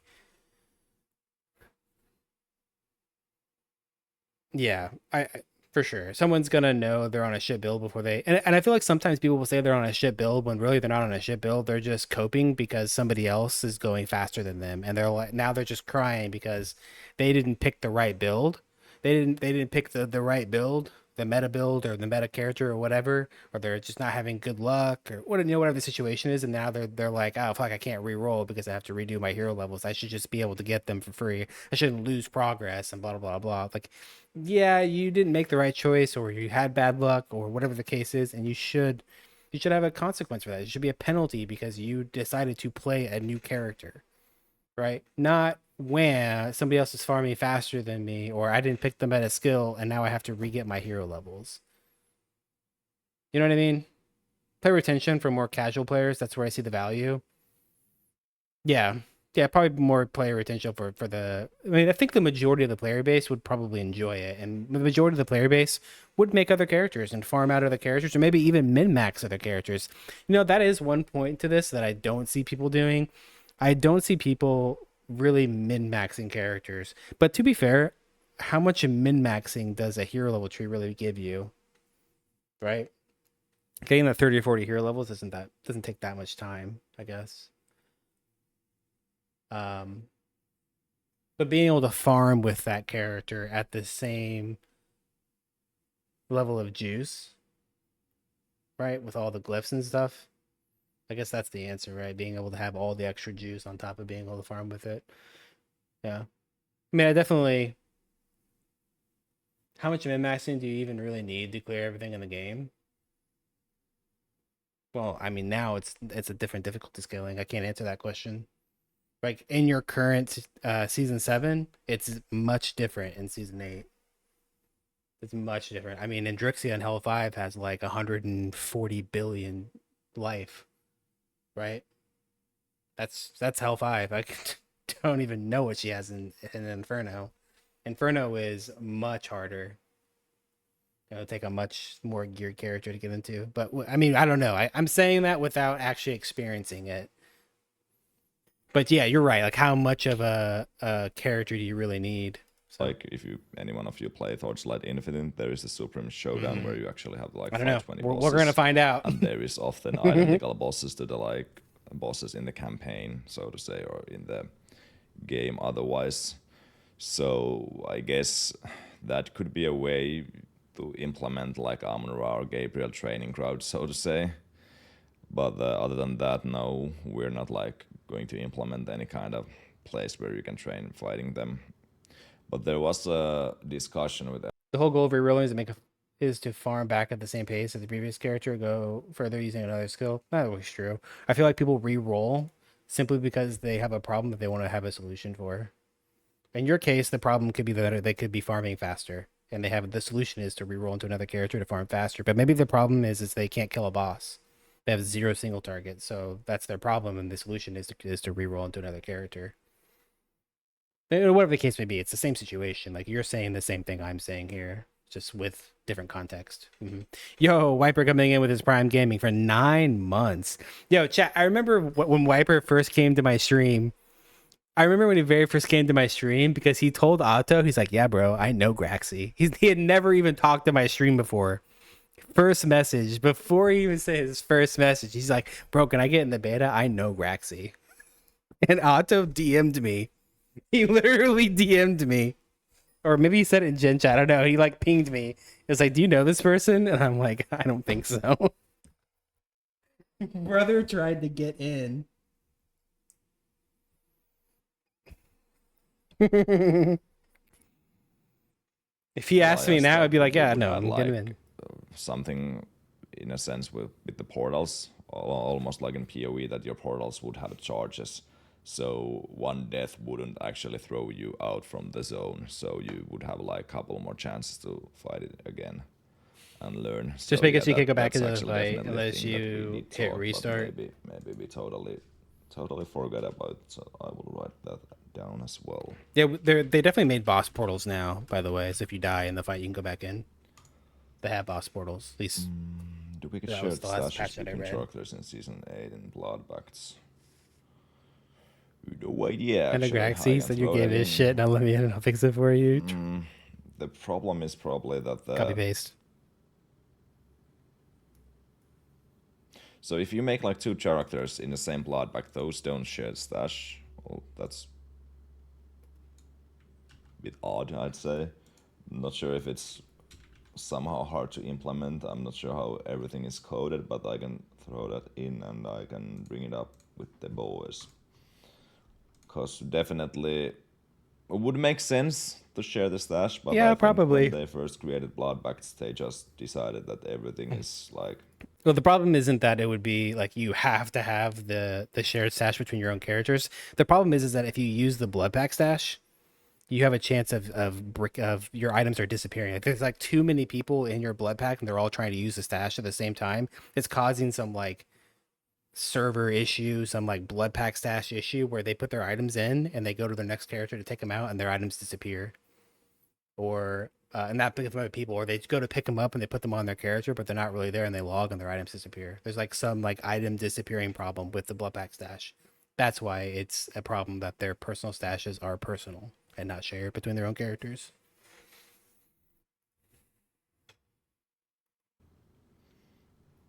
Not like together at all, just so it works.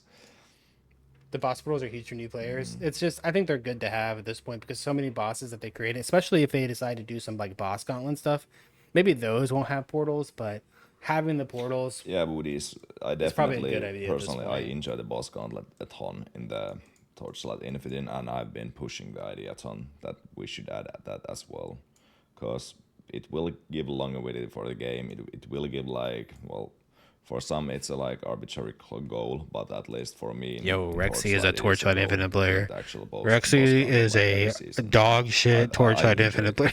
I need a goal. Like that's what killed Diablo 2 for me totally. Cause you were farming items in Hey, ballrooms on or Mephisto or whatever. chat, this is good. We got a blaster on the team.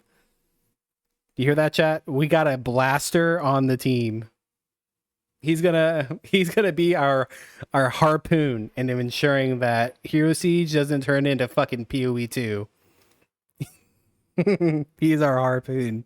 And why you were farming? You were farming so you could farm faster. That's like really horrible end game loop. You the players need goals. The players need something to farm the items for.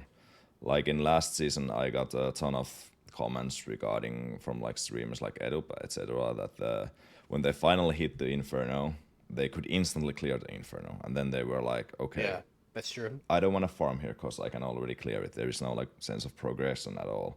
There isn't. Of course, they could be like killing all the Ubers in Inferno, but they've done it already once. So then you're just kind of done unless you have some kind of goal. So definitely we're trying to like implement all sorts of things. Like we remade all the bosses a little bit harder in Inferno, and I think that actually gives one goal to this season. Especially like the Archdemon Plateau will be quite nice, nice with the new buffed up bosses. Yeah, it makes sense. So removing the wall to Inferno and the bosses you have to kill, like killing Gabriel and killing Amon Ra, it did also feel kind of weird that like you yeah, killing a boss to open something up is great, but like those Uber bosses particularly, and maybe they got the idea from like PoE because in PoE you have to kill, Eater Exart mini boss whatever is to open up to get your stones. Maybe that's what they got the idea from. But in this game, it just felt kind of weird to like have to do those Ubers to go into that content versus just having a bit more linear progression, like harder and harder content up into Inferno, and then when you get to Inferno, killing the bosses in there and like the Ubers in that mode, and like adding more of the Ubers, like what they're talking about, boss gauntlets in that section of the game, basically. Because as like he's saying, you were able to kill Inferno or Uber Gabriel or Amon Ra in Hell 5, like your Inferno content, you were just destroying it. And you could had enough DPS to be doing the Inferno variants generally. Unless it's like day one, right? Day one, day twoers that are trying to rush Inferno and they just barely can get it through. Or they're playing some like cheese bosser build, right? Why people want to train Uber bosses? Huh?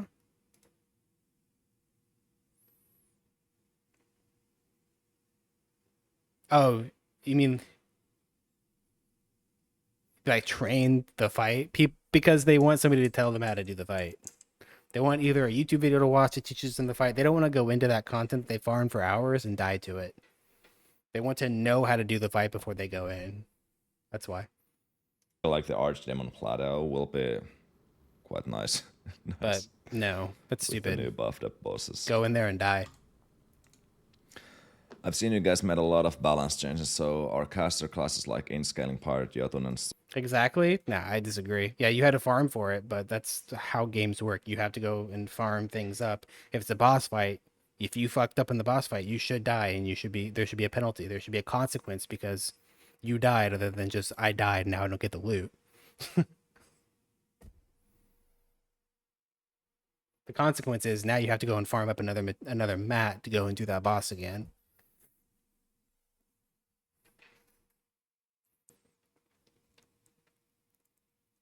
Stormweaver viable for killing bosses Uber? Well, I guess this question also had like without like having to get angelics, etc. But obviously we want every class to be able to kill Ubers and bosses. Definitely there will be like builds that kill them easier. Always there will be builds that do like more single target, and that's just what it is. Like I kind of like the idea that some people might reroll or roll X character just for the single target. People roll in PoE, they roll like used to play like casters early on, and then maybe change His later on voice to is Fist something. Jars. And in TLI, Yeah. people always play these couple like dot classes that scale really, really hard in the early game, and then they reroll to something else when they actually have the currency. So definitely, Chat. I feel like Rexy could be the frontman for Slaughter to Prevail. He could probably be the frontman. I bet this man can fucking. I mean, he's a powerhouse. I bet he can get the pig squeals going. Rexy's Finnish? Yeah, I think so. I think they're all Finnish.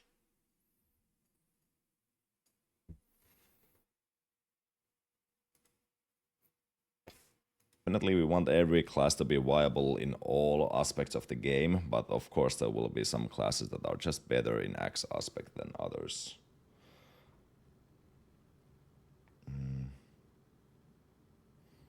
Might be the weather. It's so But fucking yeah, there. I'm He glad to hear also that might have just people woke actually up. Who like knows? the idea of boss gauntlet, because it is. I like bossing. I really do. Subskill modifications are awesome change. However, there are multiple subskill nodes on spammable spot in the big cooldown. He's also reading his chat a lot, so That's actually a really good question. What Maybe was it? the problem with those is that if you actually want to make them work, Oh, you shit. will always have to invest ton of the cooldown reduction. Subskill modifications are an awesome change. However, they can be multiple subskill nodes which transform spammable spells into a big cooldown.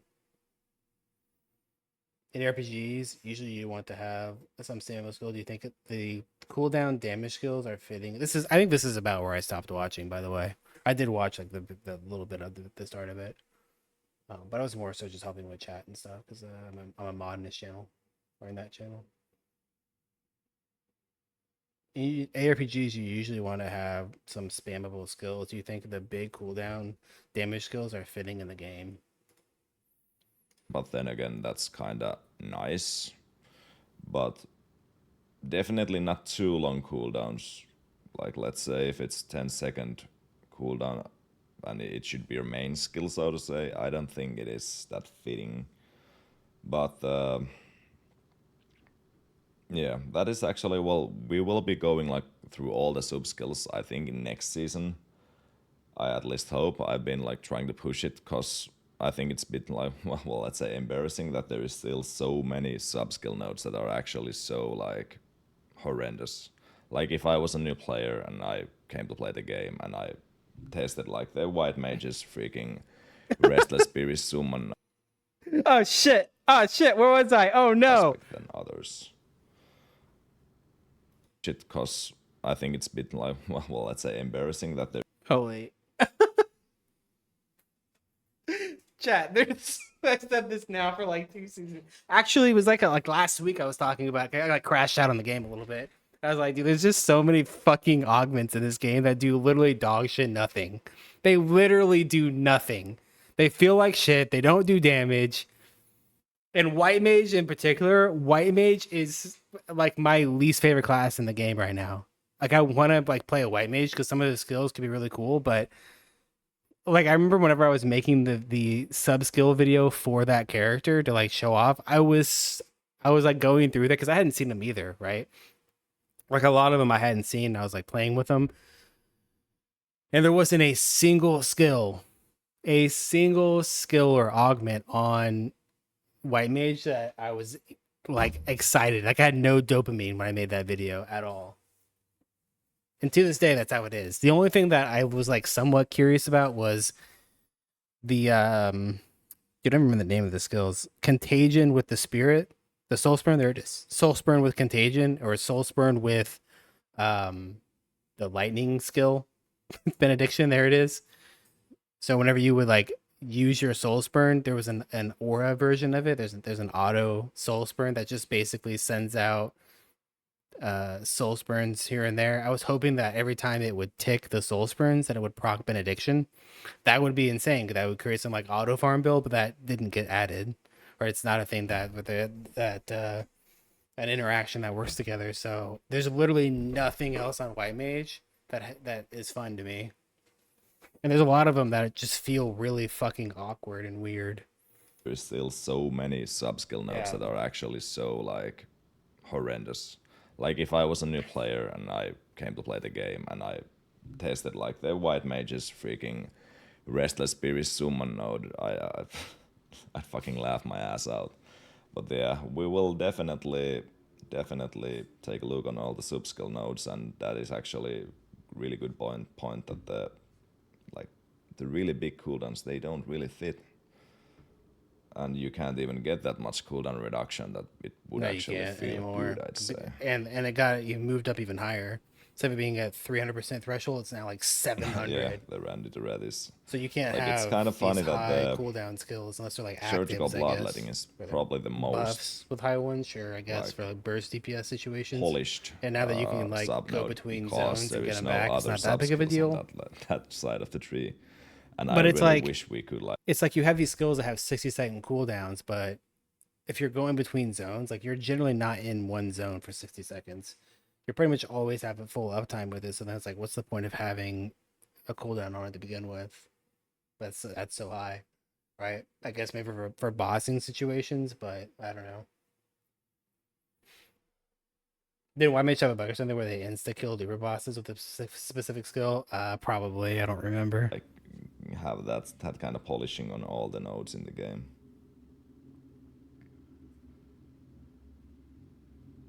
Yeah, Woodies, that's actually another thing. I'm pretty sure that when Elias nerfed the CDR overall, he didn't really like think of the like big city skills.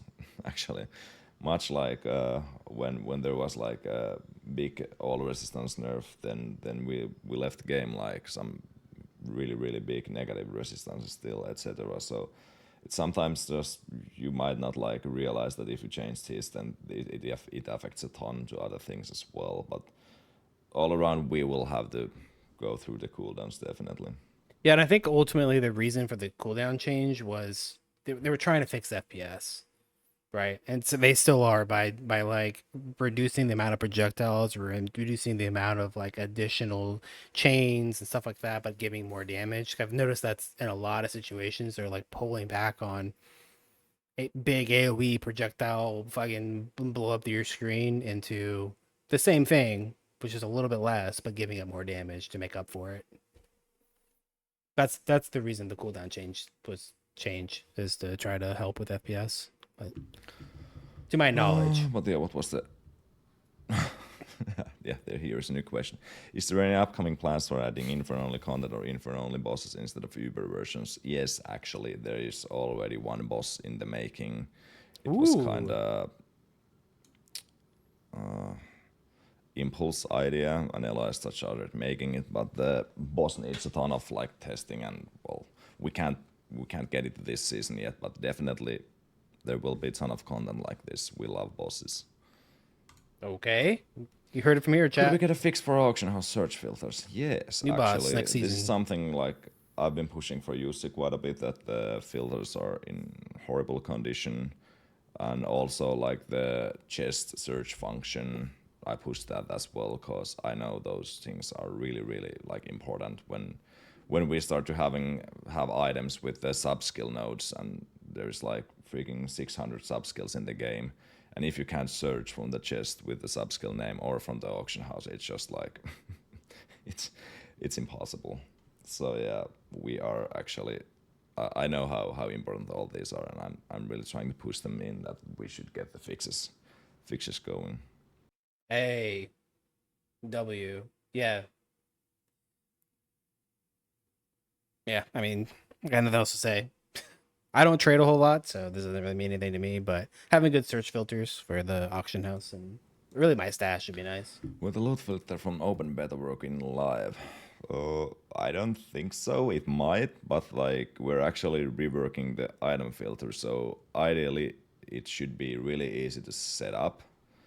That's like the what we're aiming for, how it should be. Like you shouldn't need to really make it before and just maybe tweak it on the fly. Of course, it'd be neat if you could just like make it from the filter blade or something like in PoE, but currently that's kind of out of the question. Maybe in future, but Yeah. yeah, I'm not sure if it works. Hopefully we get the new filter system so you can actually edit it really easily and it doesn't take a long time to actually make it. The only person that I could say that could even, I mean, I'm sure there's other people, but Seiko and his like the Hero Siege Helper app or the Hero Siege Helper website, I could possibly see something maybe he could put together. Especially now that there'll be tier filtering and all that sort of stuff, like the depth that it needs, there could actually be some potential on his side. I'd imagine it'd be a ton of fucking work, but who knows? Make your filter feel good. Seiko I Blade is what we'll anyways call it. think that you will like should be editing the filter. Like early on when I play the season, I will always like filter in the mana per second or something, charms and life charms, etc. And then when I push a little bit further, I will always filter them out. But like, I think that's how the filter should be used. That you kind of use it. Well, in your situation, it's quite different because you, having played the game a lot, understand you know what the affix names are, right? You can just read items on the ground. Like I can just read items on the ground, and I would say 9 times out of 10, I know what's on that item, and I know exactly what I'm looking for while I'm playing, like certain prefixes and suffix names. Players don't know that. Like your average player doesn't know that information, especially new players. Don't know that shit, right? They need those early filters to be able to filter out things like maybe even a situation I want to see cold damage, but I don't want to see 3 cold damage or 5 damage on items anymore. I want to see like 20 or 30 on items. Like maybe later on in the game, I would really like to have cold damage as an affix for my items, but because the game constantly shows me these items like on weapons and um, chests and helmets and these things that generally speaking, I'm putting other items like here's a good example. Maybe on my weapons, I feel like I always have to use a specific weapon because I can't find a weapon that has a good roll on it with other stats because every time weapons drop, it has 3 cold damage or 5 damage, and it's flooding my entire screen while I'm trying to do it. And the amount of time that it's going to take me now to go and actually find a weapon because I'm constantly like looking through these bullshit weapons, it's not worth it. It's just better to put on a heroic or a rune word that has extra skills on it, stuff like that, because it's easier to find. In this situation, now you can customize way more your weapons of different things that can show. Now, I will say with a loot filter, one downside to it is it's still only going to be filtering based off of one affix, but that's still way better. It's still way better than having it just show every tier of that affix on an item, regardless, because the item can drop an S tier item can drop with a D tier affix. So yeah, While you play. Of course, the end game filter. yeah, you can do that, but most players can't do what you're talking about, right? Because one, the filter that currently exists is way too complicated for most players because they're used to having affixes that they can go through, especially like last epoch. They're used to having that sort of system. Yeah, and they're also used to having it spoon fed to them. Majority of ARPG players don't mess with blue filters. They go on Filter Blade and they import and go, right? Could be something that you want it to be You're an like ready outlier. when you start hardcore mapping. And yeah, I know the whole auction house is really weird to use at the moment. It is the refresh and everything is pretty awkward at times.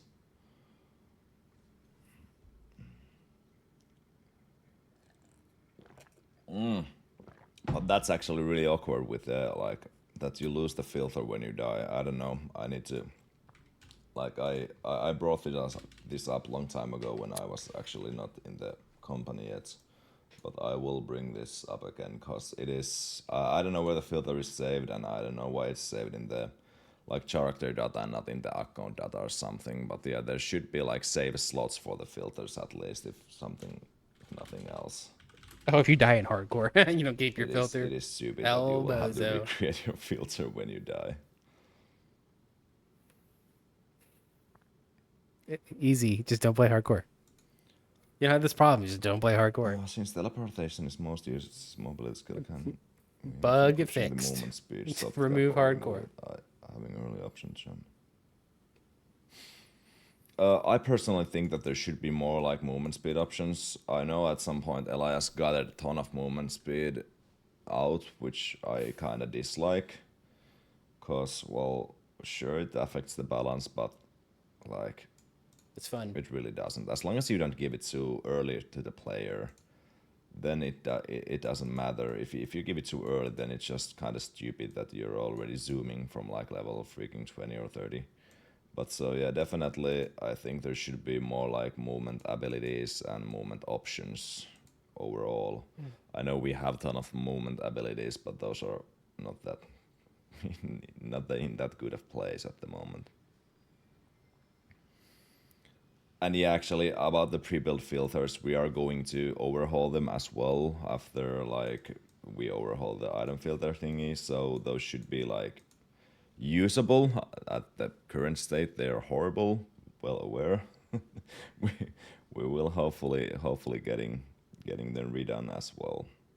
If they need help with filters, Do you think myself Nima or deserved to play Seiko in the would be, Hiccups? I think, really good. Seiko's I don't got think the Nima filter gets any stuff down play. like crazy.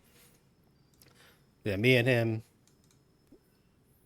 Like I can help I've build seen filters because people I, hate being slow. I create filters based on what I think people are going to need in the game, like early on in the game, and I feel like it highlights a lot because I look for things like damage reduction on a shield and mana on charms and stuff like that, right? So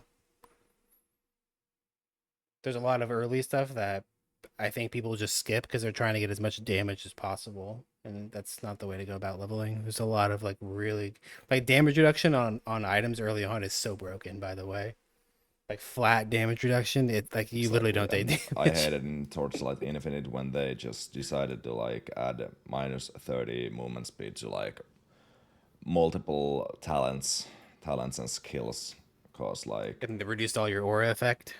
and it even doesn't really matter actually, cause you can get the get the movement speed, but like it's still annoying.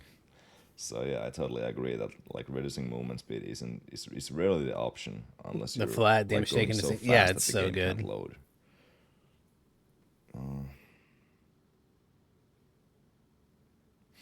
There is definitely something going on with the maps at the moment and even jumping. I hope we will get a ton of fixes regarding those that you don't get stuck, but those should be like they need to be reported. I think in beta we actually have the room seeds, etc. But those just need to be reported that we will need to like change the mask on them or something. Not entirely sure, but definitely if we just know which object get you stuck, we can fix it. But yeah, maybe I try to read less chat and go more with the questions, or we will be here for a couple hours. How does the team plan to address the in-game inflation of the market economy, especially regarding item price and trading? Well, currently it's really impossible to actually address the in-game inflation because it's mostly caused by cheaters. So it's like Based. we can't really balance around dupes or cheating. it's we need to fix those first. Then we can actually like put in some gold sinks, etc. Because if we now start putting in some gold sinks and think like everyone is millionaire like they are in the game most of the time, then like it's gonna pretty much fuck up the whole balance. So we first really need to fix the like root problem. Then we can try and do something about this. Who is he? And is he the only one? It looks like no, maybe yes. Yeah, he's the only one that speaks in this. Ah, shit.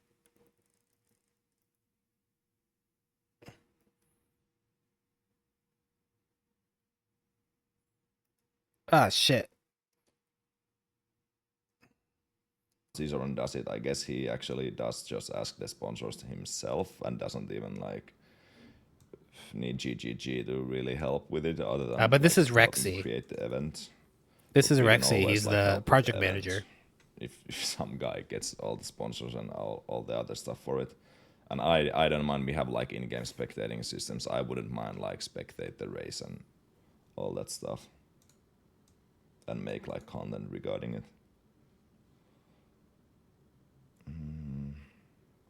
Any plans to change drop rates on shipping? They just feel like terrible time investing.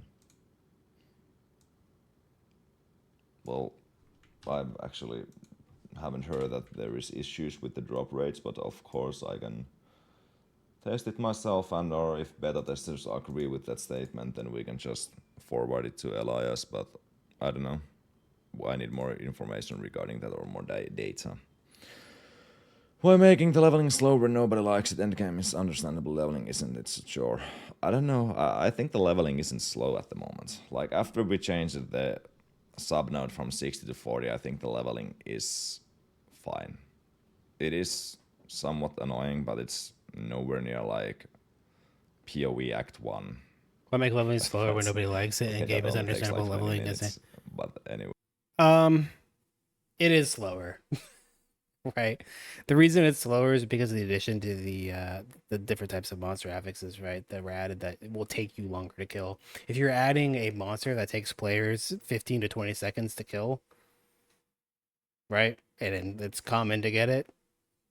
That adds a lot of time. 15 to 20 seconds through their playthrough is a lot of time being added up, which will make it feel like it's slower because it is, right? In game is understandable, but leveling isn't. It's a chore. Yeah. Also, you're making it slower by taking bloater mobs and reducing the XP they give by 90%. way. I don't think. I think the leveling is in pretty good place. Plus, we're currently buffing ton of like scaling, like intelligence scaling on skills, which also applies to leveling. And Yeah. all the like non-used skills are getting It's ton not a of big deal if buffs, you're playing a which class that's a probably good class. will But end if you're up playing some making the dog leveling shit, easy. if you're playing some dog shit low tier class, it just makes it feel even worse. Right? Because you're now dealing with these monster affix types that have 9,000% damage reduction and fucking more life than than Uber Shaper, right? That's the problem. Here. I've never heard of him. But He's a nice guy. Rexy. Rexy's newer to the team, but so far, yeah, I've talked to Rexy a little bit in the past and stuff, and me and him see eye to but yeah, eye I feel with a like lot of leveling stuff. is in I like quite Rexy. okay He's a spot, good but dude. I could be wrong. Every player is different. I don't mind like little chore, cause I think it's how it should be. If you zoom instantly, we used to like have really easy leveling at one point, and we got ton of bad reviews that the game was just way too easy, and like people stopped playing because It's tough. Yeah, but in my situation and the way that I'm expressing it isn't a situation of difficulty. It's a situation of impossibility and like frustration. We're talking again about these low tier classes, not so much the Zoomers. And the Zoomers are always going to be like, they're going to feel good for leveling. Like my Jotun feels great for leveling. But when you have classes that feel like this,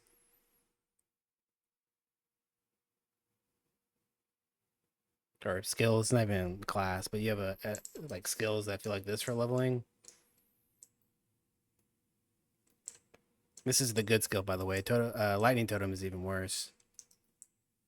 This isn't like terrible. No, can't even show it because, by the way, I'm full int because I have no way to get. If I don't go full int, I don't have damage. I actually don't have damage.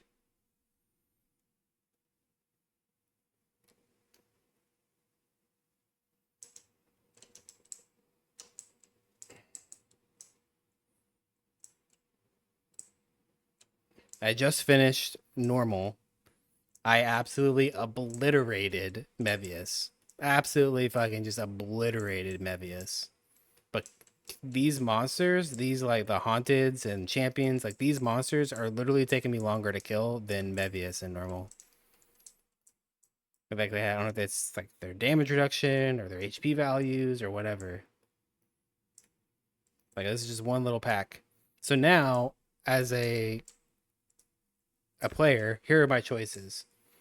I can try and progress, in which case it's gonna be really slow, and then I'm just gonna get through the end of Nightmare and be whatever level, and then have this same issue going into Hell, but it's gonna be even worse. Or I can sit here and Fields of Battle for the next 2 hours getting levels so that I can progress through Nightmare without it being a pain in the ass. But it's still going to be terrible to a certain degree, or it's going to feel, it's going to be still be slower because the skill just doesn't have the juice, right? So any character in the game that doesn't have the juice or is a lower tier skill, maybe not so much character, because some characters have insane skills, but certain skills are just lower tier that people want to play. Like totems, for example, all totems feel like this. All totems literally they just are pains to level because they're so slow. But yeah, Nothing felt I don't challenging. I don't have more characters to show, or I would show them.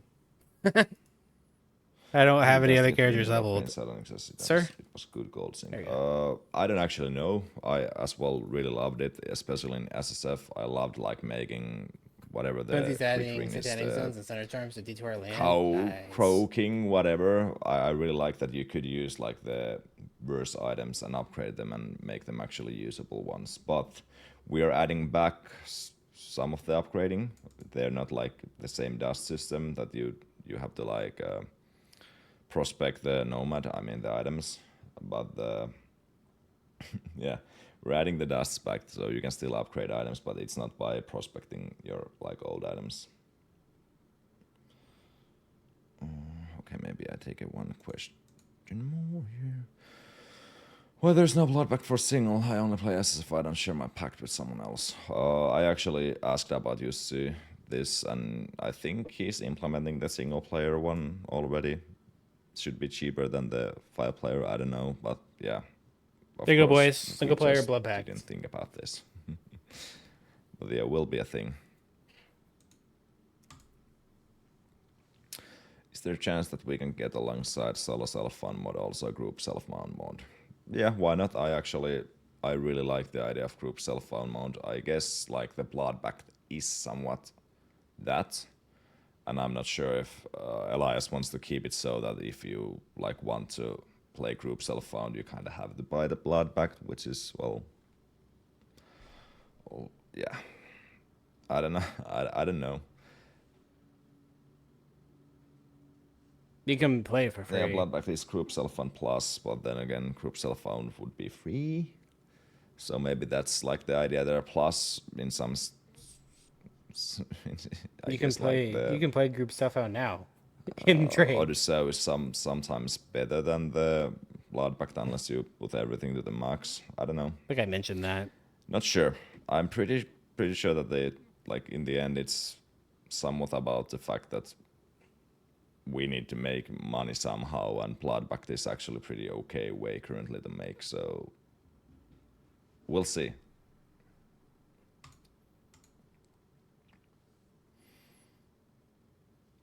Yeah, and like Raxi said, you can actually like GSF for free in trade season. That is so true. Like, you don't need a mode for it. Like, you can just. Yeah, but you don't. Somebody replied to me and said, "You don't have a trade, or you don't have a ladder for a GSF." About it, but yeah, sure. That's there is no like the little Odyssey buff, but like. But what you need a ladder for? Then just you don't have a ladder in regular blood packs. Would you willing to lower the difficulty between Hells 5 to Inferno? I'm not actually sure if this question is from like beta tester or not, but like the difficulty should be lower currently from Hell to Inferno. I guess the Inferno is now like really hard, but to get to Inferno is way easier now. You will just need to kill the Mebius 5, but the actual Inferno is hard. Yeah. And ideally we don't want to like after you kill the Mebius 5 you shouldn't instantly be able to do Inferno. It's just like, or maybe the Act 1 with some pixel stacking which we are trying to remove, but like you get the drift. The scale should be quite linear how you progress through the game. Currently, people often like skip maybe health 4 or health 3 total, or at least health 2 gets skipped, I think. A Like lot. you maybe farm in health I don't 1 think I've and then ever maybe farmed health in Hell 3 and 2. then maybe health 4 or 5. But it'd be nice if you kind of had to farm in all the stages of hell to actually properly proceed to Inferno. What do you guys think about that? Do you think so? There's five hell sub difficulties. Should you, as a player, feel like okay, I'm starting in hell one, and I farm up, and now I have enough gear to push to hell two. You don't have to like redo any of the questing. You just have like another sub difficulty. Like oh, now I can do this one, and then I just like continue farming, and you feel powered, and now you can go to hell three, and to hell four, and to hell five, and finally you're in hell five, being able to farm and then you can kill Mevius. But just because you were able to kill Mevius doesn't even mean that you can go to Inferno yet. You still have to build up, and now you're like, okay, I can do Hell. I can do Inferno Act One. I like it. I like it too, actually. Yeah, actually, I actually kind of like it too. Um, I wonder if Satanic Zones are going to change.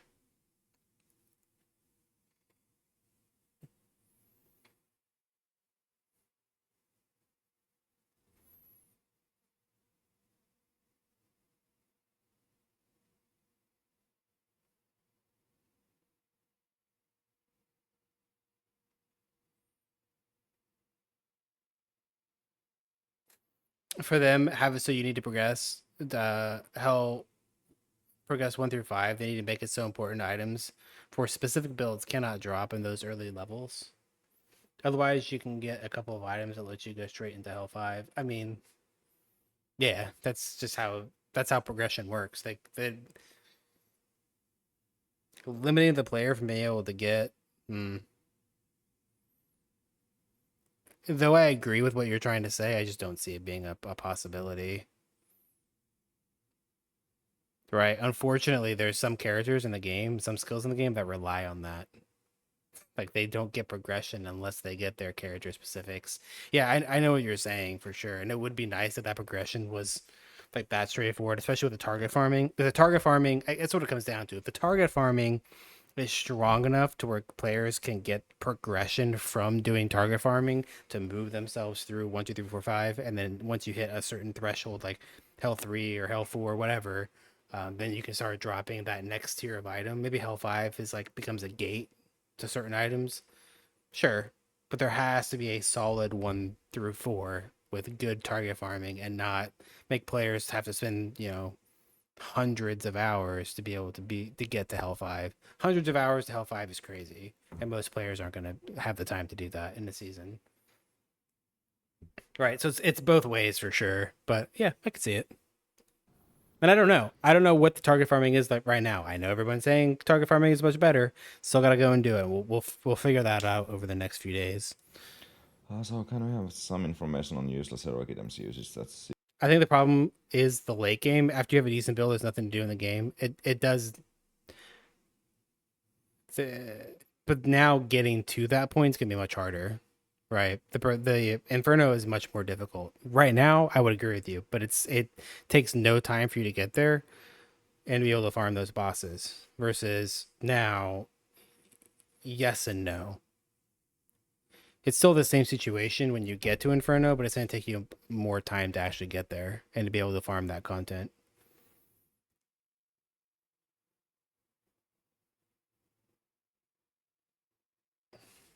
Because I can get to Inferno in 1 day. Like right now in season 7, I could probably start a character right now, and you could get to Inferno in 1 day with certain characters, right? Depending if you're playing like on a bloodbath, right? If you're playing like actual SSF, probably not. Maybe a couple days. It really depends on your luck, I guess, with the soul drops. But yeah, not gonna do that now. I think you'll lose a very big portion of the player base if you force Hell 1 through Hell 5 progression. I don't. I think people are gonna be there's gonna be some part of the player base that's gonna cry because they can't go to Hell 5 day one or they can't whatever. There's gonna be another large part of the player base that it's gonna create that sense of progression that people I think the game needs instead of it just be I don't know. Like a good example of this would be like Torchlight, right? Even Torchlight's very like, okay, I went through the campaign. Now I'm in like the regular mapping, and then you have what is it like deep space, you have profound, you have like the different tiers of 7. Like there's progression through their game essentially. Like you can't just go from completing the map system or completing their mapping, whatever it is, and go directly into deep space. I don't think people are gonna sit around wasting time doing hours upon hours of tedious shit. What's tedious about it? You're just killing monsters. You're gonna do literally the same thing now that you're doing. Gamers are too privileged. The tedious shit is you're literally going to target farm your own gear. If if that's too much to ask of people, then maybe the ARPGs aren't for them. Like the tedious shit you're talking about is literally just target farming your own gear or making money to buy items in the trade house. No different than you're currently doing. Season heroic dust was generated by prospect. Yeah, I know. And by tedious, it's like I find one item. Now I'm going from hell 1. Now I can go to hell 3, or I can go to hell 2. I find my next item, but now like maybe I can farm hell 3 better. I find my next item. Maybe now I'm hell 4 or hell 5. Like it's gonna be different, obviously, for every character. But it's not like you're gonna have to have a whole like a heroic in every slot, tons of charms, blah blah blah, just to be in hell 3 or something. You know what I mean? It's not like that. The problem is that There's nothing tedious itemization other is than kind of just hard. you have to You kill somewhat monsters. want to have like that every item has some kind of use, but then again, like no ARPG has probably ever done that. All the items are okay in some way, and you will always have to have maybe filler items because you won't get dopamine if every drop is actually good or okay, so to say. So it's kind of random that you just have to live the dead. D3 did this change where players were forced through it, but you're not forced. It's not like you have to do Hell 1, Hell 2, Hell 3, Hell 4, Hell 5. You don't have to do every single difficulty. You can choose whichever one you want to be in, right? Who's to say that you won't drop an item that allows you to skip? If they are forcing it, they're not going to force you to have to go through each one. It's still very much the same game it is now, where you could be in Hell 1 and drop a crazy item that pushes you all the way to Hell 5, right? That's still a possibility. Wasn't that the conversation? Your initial, I think you'll lose a very big portion of the player base if you force Hell 1 through Hell 5 progression. So I mean, you just made the statement. We're just talking about it in general. You're not losing the plot anywhere.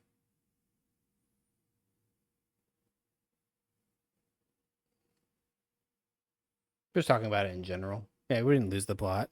Beat items there and let them be there.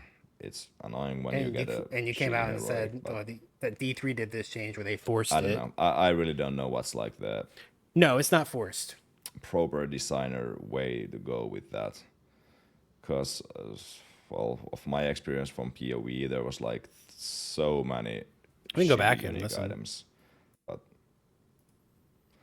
I don't know. I really don't know what's like the proper designer way to go with that. Because, well, of my experience from PoE, there was like so many shitty unique items.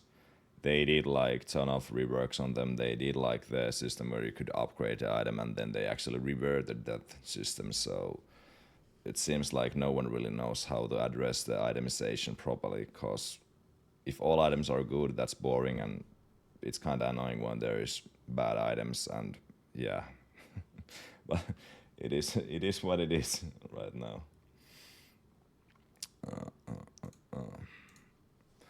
Will Hero Seats ever come back to iOS or to any console? It is currently coming to PS5.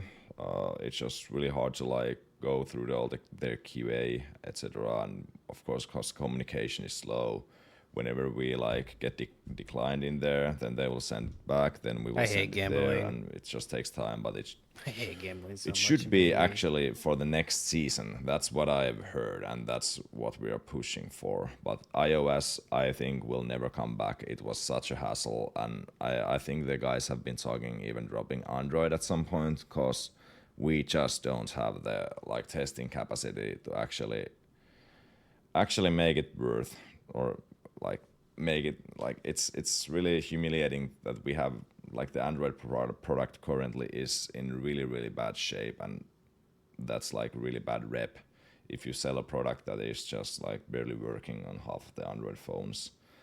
So we will see what we do with that. That whole market, it's crazy, dude. Because you have to think like the Android's base software, and there's so many versions of Android, and it's not even maintained by the manufacturers. It's all done through Google. So you have everybody on all these different phones with different versions of software that's trying to run this. It's like, to me, that just blows my mind. I would never get into that shit. Get rid of it. Get rid of Android. Get rid of iOS. Right, in my opinion, they got the console thing coming out. Focus on console. But currently we just don't have the capacity really to like Maybe in the future, if they get properly enough QA a test the bigger team Android, that can and focus that's on that's that not good for and our break into that image or market, by all anything. means, go for it. But fucking, it's not doing you any favors right now. Did you guys think about adding random implicits for drop items like heroic so they aren't absolutely useless after you drop once?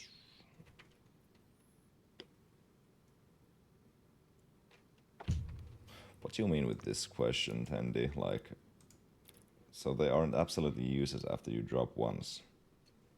What? But no, I don't think we're going to add like random implicits. There is already so many random rolls, and I honestly, I don't want that we get to the point where you're like every item is, if you play PoE like Ventor's Gamble, where you will need to hit like 5 times jackpot to actually get a good item. Like it's nice that there is ton of randomized stats, and then you can like re-roll them with X items, etc. But it can't be too random.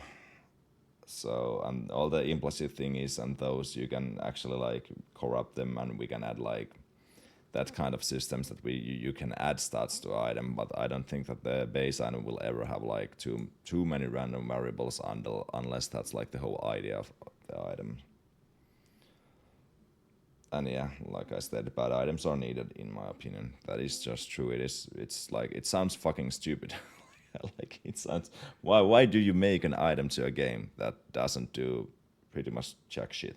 Or maybe you made the item and you wanted it to be like to do actually something, but it never really did what it was supposed to do, and then you just leave it there. Like it kind of makes no sense, but it actually does, because you just need them. Like we said, all items just can't be good.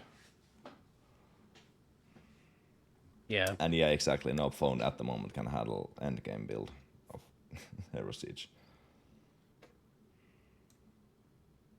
I wonder if that works. How you port like a game maker game onto Android? Yeah, the It's Soulforged crazy. ring quest might need to be relooked. I don't know, either the ring a little bit buffed, but I don't want the ring to be like best in slot. I don't want, because I'm one of those guys that if I know something is best in slot, I'll think that I will have to do it, and I find the quest really annoying. So in my brain it will be like bad that something I feel like I have to do something which I really don't want to do. So that's kind of thing that we don't want the Soulforged ring to be best in slot, cause then it would cause this to people that they will have to get it if they want the best in slot ring, and if it's really tedious, then it's gonna be like bad. So yeah, we might buff it a little bit if it's like not really worth it at all grinding at the moment, other than your solo self found. But like it never should be the best in slot ring, cause like I just explained, it will be just a bad design decision overall. Will there be a mod mage skins asking for a friend? Hopefully. I personally don't care about Answering for a Soulforge Ring. friend. No, but honestly, like, yeah, It's why all not? right. some people was actually requesting furry skins as well. I don't know, but Elias didn't like the idea. But I wouldn't mind, because I know people love furry shit. Will you ever get good beta testers? Hopefully. Hopefully we currently have good beta testers. Will We've you been, ever like, get flushing good them beta out quite a bit, like, testers? I think Elias handpicked all the beta testers to this test. There's quite a bit of those who have. Chat, I also find it funny because I have my music thing on still in the top right. And this entire time it said what did it said? Something about America. That America. Been testing, but usually, Yeah, I don't know. That's funny well, though. actually, I will answer this question It's gone a now. bit later, because I know that there is like another question related to this coming. But yeah, hopefully we have good beta testers right now. Yeah, maybe we need to just like make the quest a little bit easier and less tedious. I will actually write that down, because I totally agree that it is giga rough grind. XDD. Whose question was that?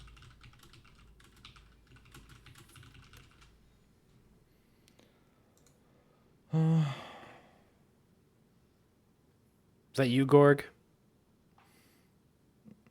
There is new currency you can reroll without breaking it. Oh yeah, actually there actually is. Oops, we already saw that one. Well, the FPS issues we fixed. If I say yes, this is a blatant lie, cause I know the performance being going like up and down every season. I don't know if there is like actual fix to this like ever, other than changing away from game maker. I think that'd be a that'd be the main fix, which will never probably happen. So we will try So and make the performance of. here's something I don't know, and I guess I could have asked this question. So they remade Hero Siege 1 into Hero Siege 2. W. Why did they use Game Maker? Didn't they have to like? Because I think Elias said they started over. Like they literally started from nothing and rebuilt the whole thing. Why didn't you use something other than Game Maker? They've had all these issues with Game Maker in the past, and it seems like there's a lot of limitations to Game Maker. Is it just like a coding thing, or I don't know? Maybe it's just like it's an experience thing. Like they're just like Elias himself being the front end coder. He's just very experienced in Game Maker, and that's just how it has to go. So somebody else would have to come in essentially and rebuild the entire game on a new system or a new engine. I don't know how any of this shit works. Hmm. Obviously, we know performance is one of the biggest, Just saving time with like, what we're biggest familiar with things, and already. it must be Yeah. good. But like, I can't say that it will. I mean, it's allowing them to save time, but it's ultimately gonna cost them a bunch of time because they're spending all this extra time fixing FPS issues. Or likely just a preference thing. Hmm. Be fixed, because There you go, chat. we There's all your have answer. different computers anyway. And well, it's kind of broad question. We're of course we are trying to fix the performance as much as possible, but like, you will never probably have like a totally lag-free game due to the game maker limitations. Let's put it like that. I'm gonna clip that. I'm gonna clip that, and when people, I'm gonna have exclamation point FPS fix. Oh yeah, this is the question. How do one access closed beta testing? Or cock and bolt order, who knows? But anyhow. So this time Elias handpicked all the testers, I think. Because at least I couldn't get my friends in. But yeah, so he pretty much handpicked everyone, and I have no idea what was like his requirements, but I would say that at least like 1,000 hours of Hero Siege, and then you probably either you have to show that something that like you've played it a ton, you have the knowledge, you've been like part of the community or something, and or if you can show something else, like if you can show that you've been doing. Chat. That's not how people got into closed beta this time around. That's not how it happened. You know how it happened? Elias was in general chat and said, "Who wants beta keys?" And just started handing them out. There's like people that I've never heard of. I've had people that are brand new to Hero Siege. We're beta testers, and I'm trying.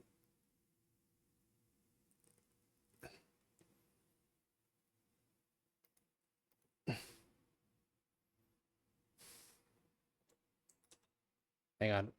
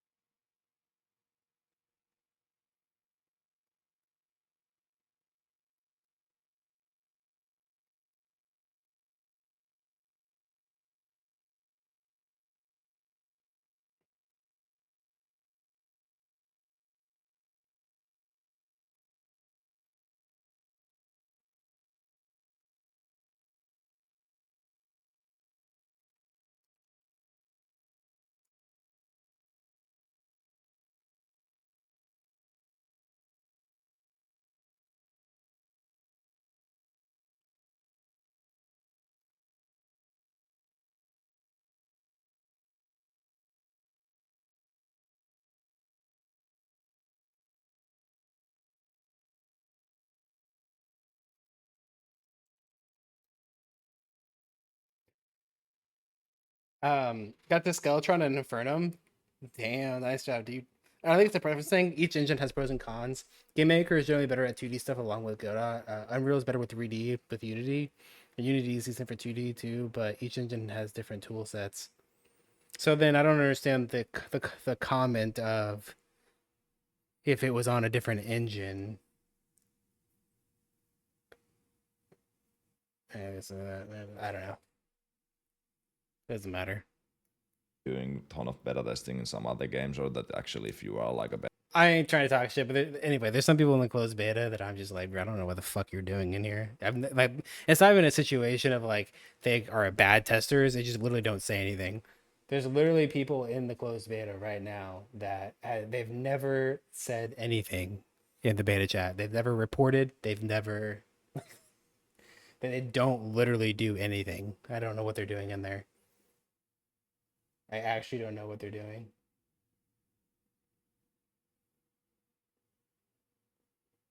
So, yeah. beta tester for some And it's other not it's not games. like a situation like me where I just hadn't played because I want to take a break and then not come and play. It's like the entire beta they will say nothing. And it's like I don't know what you're doing in here. And or dev yourself or something like that. But Anything you not can my like game. show us that makes you a worthy beta On my tester, so Discord. to say. Yeah. And then you will just have to contact us, pretty much. Like there is no other way. Chat, if you You have will thousands try of and have hours and you somehow play a lot, contact contact us. boys. I know my DMs are usually open, but I don't answer to all of them, obviously, for obvious reasons. But like, you can I always should try and clip that. Chat, I should clip that and put that in Gen Chat and put how to get beta access. Everyone ping Rexy. Holy shit. DM some mods, and if you have proper like show something that why would you be like valuable tester, then we will of course like take it into consideration. Yeah, for sure. There's no reason not to take like a good tester in. Looky though, chat, if you are, if you think you would be a good tester, definitely follow the chain of command, right? I'm gonna read some Goes a chat. long way. Chat. Remove soul part.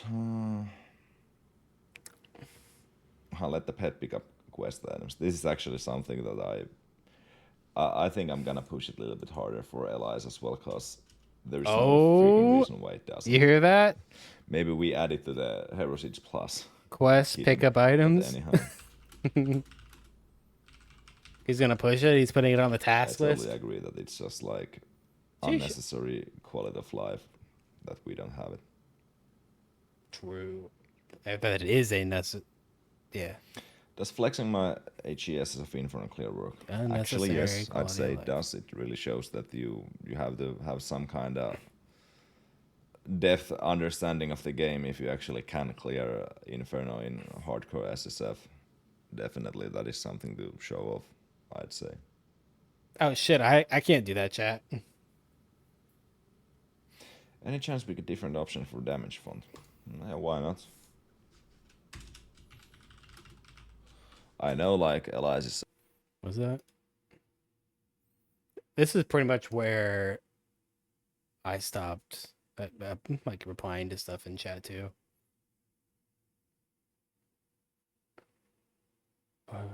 Any chance we can get different options for damage font? at the moment asking Mika to make all sorts of sort of like effects when you kill monsters. Well, those will be obviously in the like skin store or something. So I wouldn't like why not make damage fonts as well? We have mouse cursors, all sorts of stuff. Probably they will be sold. Yo, need sold Terraria for font. you, but yeah, why not? What's your prayer deadlift? I actually don't really enjoy deadlifting anymore. I kind of fucked up my back at once, and that's that's when I decided that I don't want to deadlift anymore. Yeah, it is classic, and it's like you can anyway train your back so many ways. So why take the risk, so to say? With the new season, there will be tons of new items and collectibles. By any chance, will there be an increase of inventory? I don't think. I think the new item thing is whatever they're called, the logs. They do have their own place in the inventory, so to say. With the new season, there will be tons of new items and collectibles. By any chance, will there be an increase of inventory? I don't think.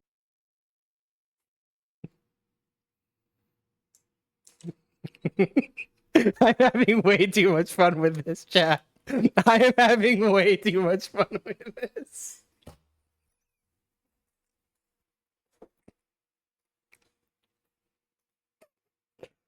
Hang on, boys.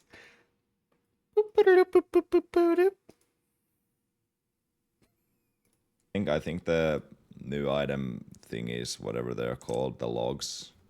They do have their own place in the inventory, but like making a bigger inventory or adding more tabs, at least not for free. I guess we could add like more viable slots for the tabs. I don't know if there is. I guess there is like limitation. I don't know why.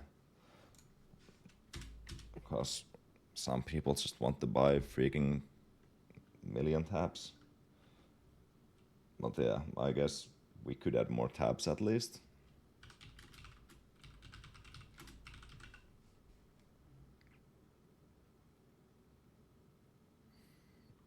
Log it behind Battle Pass like TLI.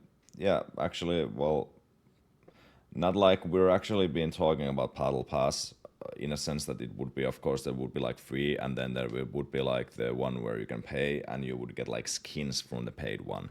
There wouldn't be like no any kind of pay to win shit, but like ideally you would have. It would be like much like the TLI's journey that it will give you a goal all the time what to do next, and there could be like in the free one there could be like some rune rewards etc. which would help you like on the progress, and that's something we've been talking about.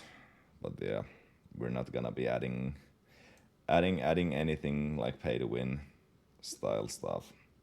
Even though I know some people still whine that like the Act 8 or something is pay to win if there is some really good target form items. But like I don't really consider that pay to win. That is just like no. And especially now that we're rotating the items, it's not like I don't consider it pay to win anymore.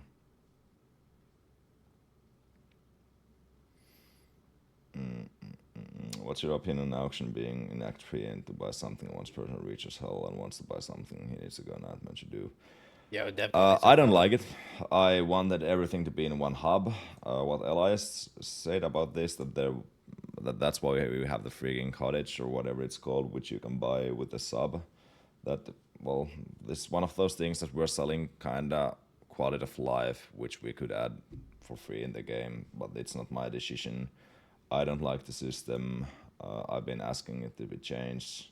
It is what it is, and well, what Jussi and Tommy said that their opinion was like that all the towns would want to have some kind of identity. Like you don't have any reason to go other towns.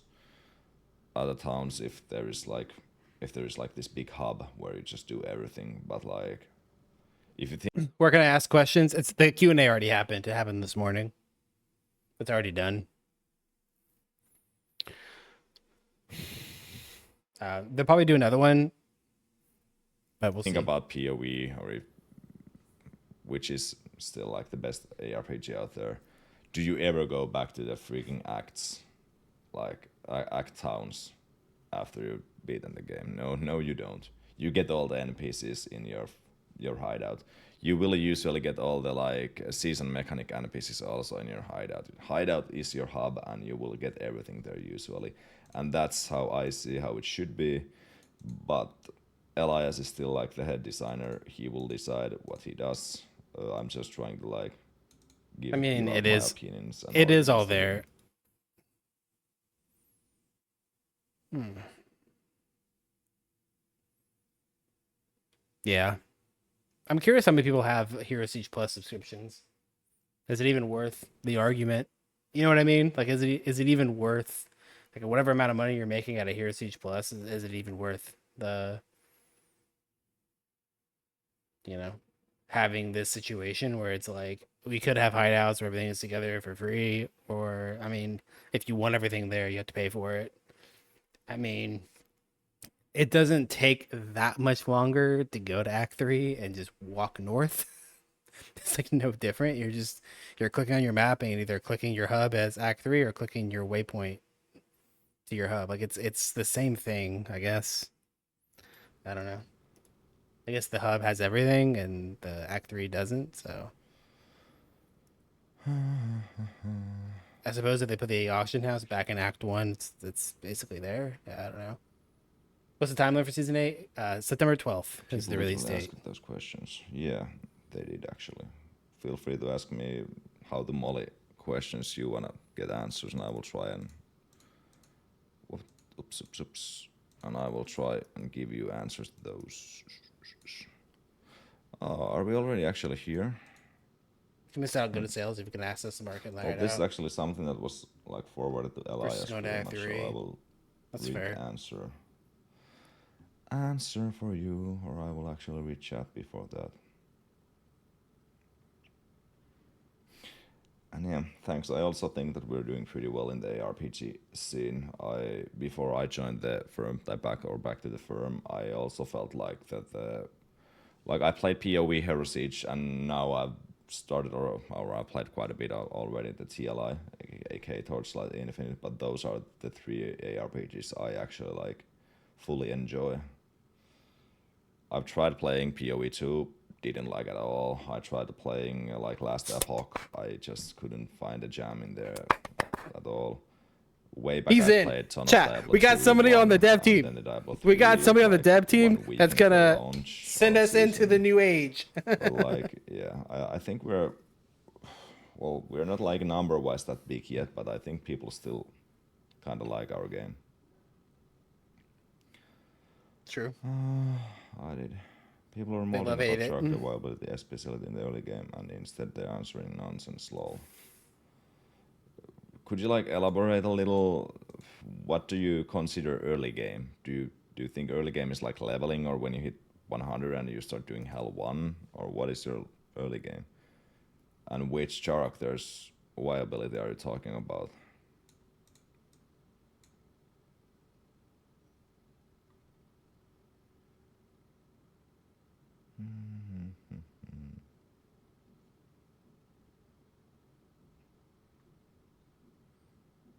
And yeah, actually, about the Heritage Plus housing, I've been trying to push in idea that the cottage or whatever we have would be free, and that would be like your hideout, and we could also sell like decoration stuff, go full Habbo hotel. No, but something like what PoE has hideout, or like I really enjoyed it in Tarkov, their hideout system. I kind of loved upgrading it while like playing the season, and it was like one of the end goals as well. Yeah, And people I love wouldn't mind adding something customizing like that in hideout Hero stuff. Siege as well. Yeah, people love hideout craziness, right? A little like design 10,000 fucking hideout things. People go We're not crazy. probably moving the melons though from Angelic to Unholy. PD2, like Path of Diablo 2. Yeah, I played it. I think I played like legit all of the ARPGs that are at least somewhat enjoyable. But yeah, I did really like the Diablo 2 mods. Only one I didn't really like actually was the MIDI and XL because it was way over the top. Like everything was it Because you're a wasn't noob. Diablo anymore at all. Because you're a noob. Yeah, it wasn't Diablo. Yo, I should get him in on Annie. Yo, chat, I could get Rexy in on Annie Also regarding like the dopamine drops, it's pretty funny. But now that and they Path of added in the Terraria. Torchlight Oh, Infinite sure. custom sound filter, and I added like the basic ding sound from the POV to it. It really makes difference. It actually kicks up the dopamine a ton. I don't know. It's really odd, but that's why I pushed the idea for Elias that we should definitely have like the item filter customization sound. And I think he actually added a ton of sounds already, but I really hope we get like that you can make your own filter sounds. How that system would be amazing. I totally agree. Yeah. Look what we're doing in the Hero Siege Discord. Look at what we're doing.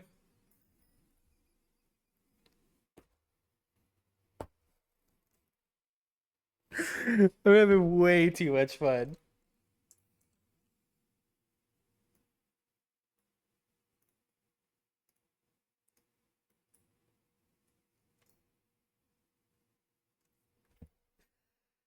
Holy.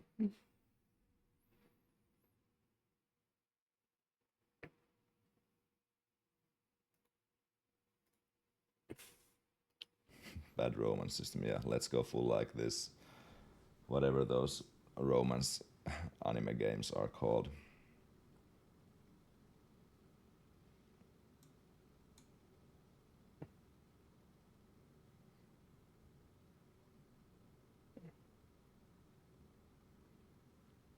Yeah, Shashu, I agree that it would be nice to have like a bigger hubs on those, but Oh yeah. Oh to be my fair, god, we still even have in 40 PoE, minutes. this is a thing, but there is no really bigger player hubs. No one really cares. Everyone just does their own thing and goes mapping. But I would really love to get more like guild specific action.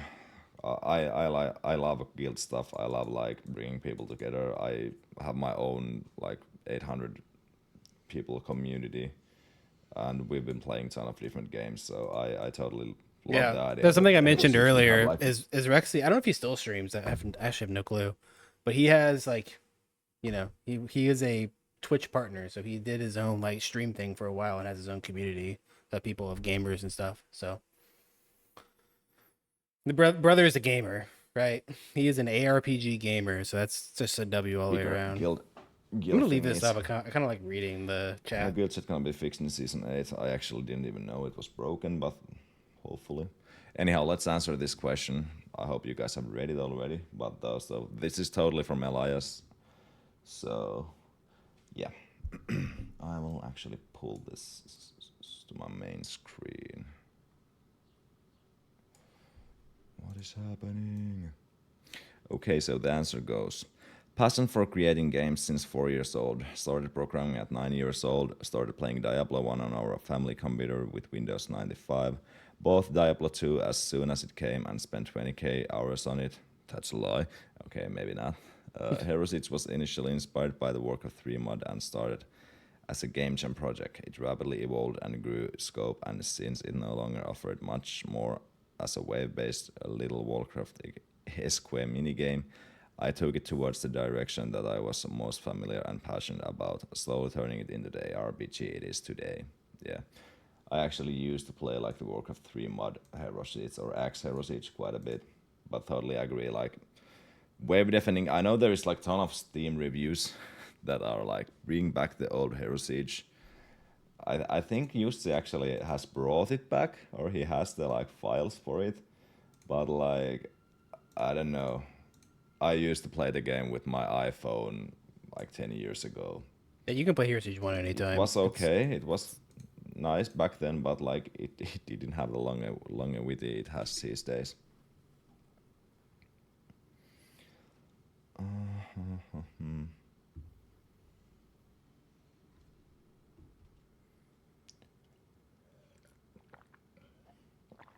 There is Zero Siege branch available on Steam. Yeah, that's what I thought. There should be. Let's see if there is more.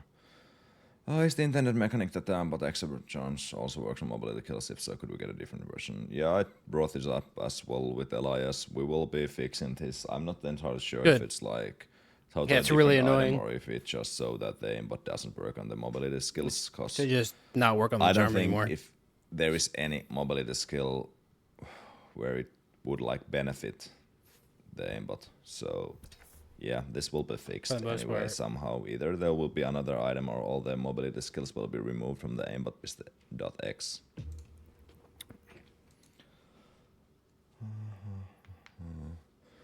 For better accessibility, would it be possible to place the guild chest in the same city as personal chest? Well, this is one of those things we discussed earlier. I push all this quality of life. I want this and I like this, but the rest of the theme thinks that there's needs to be some kind of like I don't even know where with the guild stash cities. is it in Act 2? It's probably at bottom And left as Act long 2. as they think that, this won't change. But maybe if I bring up the good example that PoE has everything in their freaking hideout, and that's what people want. Maybe they come to a realization that that's actually what people want. They don't care about the identity of the city, or maybe some do, but I don't know. Maybe I'm just talking about myself or from my own opinion. I thought the game was actually received from Warcraft 3 first, and was really surprised that it was a. Oh, well, that's actually glad to hear, because we've gotten too many comments like backgrounds. There is so many Steam reviews that like I bought this game like 10 years ago and now it's totally different. Like okay, You're welcome. like I'm glad it's totally different. If it would be the same, I think it would be kind of bad. Yeah. Have you ever thought about giving Shield Dancer an ability to carry two shields at the same time? This is something I brought up with Elias, and he was like that it would be kind of funny, intriguing idea at least, and I totally agree. Like, if I say that there is no class or game where you can actually wield two shields, I know there is. I know, like in Tibia, I used to use two shields, but it didn't even actually do anything. But like, not many games at least have something like this, and it definitely would be kind of funny. Cool, the Viking Might be could hard do to wield balance shields. or not, actually. Like, A shield bearer. yeah, I don't know. Maybe we would have to do something about like the block chance, that you would only get the block chance from the like mine hand or offhand shield, something like that. But otherwise, why not? Yeah, Steam review Matthias Edge, totally.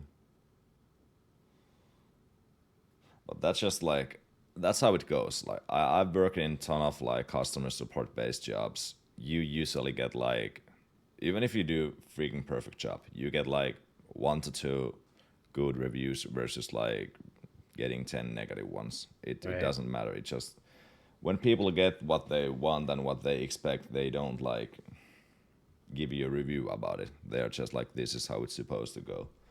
And then when there's like small little delay on the company or something, and then you will get the blame from it. Yeah, I mean, people that are having fun People typically are don't kinda- leave Steam reviews, right? Because they're too busy Well, having it's fun with the just- game. Psychology, I'd say. So, I can't tell you the last time I left a Steam. Probably Hero Siege. Yeah, Honestly, was two the last shield for time I a new made a Steam class. review. Maybe. I never do Steam reviews. What do you think about certain nerfing? For example, physical archetype affect weaker classes, their skills more than strong class. For example, Vikings with 200 and.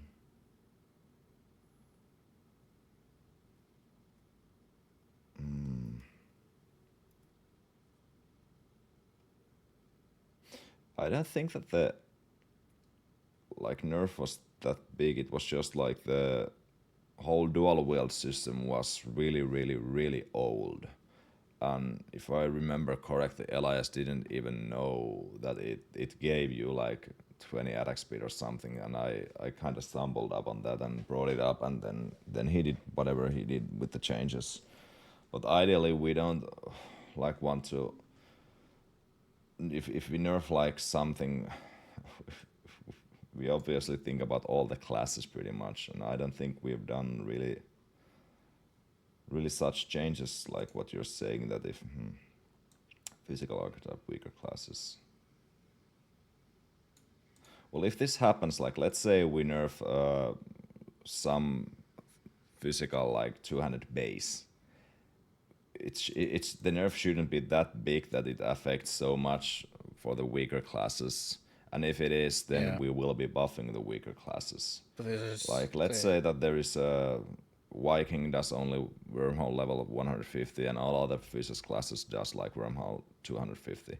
Then we obviously have to just buff the Viking. Like this shouldn't really be an issue, and if this happens, then we just need to buff the weaker classes. And yeah, but that's something like that relies a ton of our testing and the beta tester feedback. Yeah, people sadly only comment when Madge. Yes.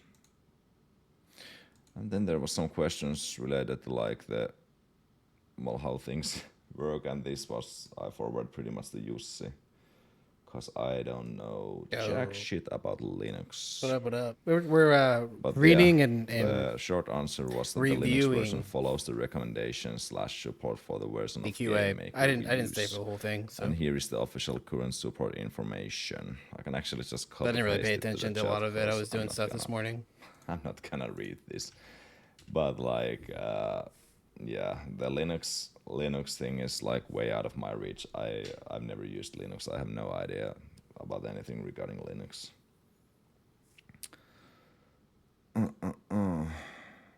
Will new season be Android friendly? F. I think not. Like stated earlier, we haven't had really time to like test the Android Chat, enough. if you play on Android, you're weird. Well, it is in as bad state as it was before, unless we made some magical like performance fixes to the game, like on PC wise, which we actually have. But I don't think that the game will be Android friendly, because well, I know that Elias have been thinking about just dropping the Android altogether, but we will see. Maybe we will do something about it. Isn't I think other Elias does Yeah, no problem, Saju. I think we're like all the them pretty Android much stuff. as well Does that anyway, allow him to because- come work on the Well, yeah, PC there's version? 3 questions in patch review if we have have to be time. big. I don't know if we're gonna have time, but maybe I do a patch review at some other time. It's been like 1 hour and 30 minutes.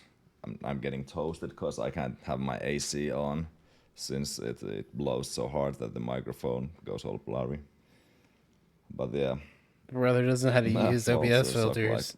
I Sheesh. personally love transparency between devs and I players. mean, like nothing you can do about it, right? that's It's the too most loud. important thing ever. And I know Ella has been like really like whenever we do a change, he wants it to be documented. It's really important to him these days, and that's how it should be. I really like appreciate him that the transparency is in way better state than it was like when I was last working in the firm. Then there was some like sudden changes or silent changes, so to say. Okay, that was also the other devs back then who did some random shit and didn't document it, but yeah. But yeah, feel free to hit me with some questions. I know well, mouth is getting tired of all this talking, but trying to still answer in with as many questions you have. Okay. I mean, Oh, sorry. Yeah, I shouldn't be cursing in like in a live stream like this. My bad.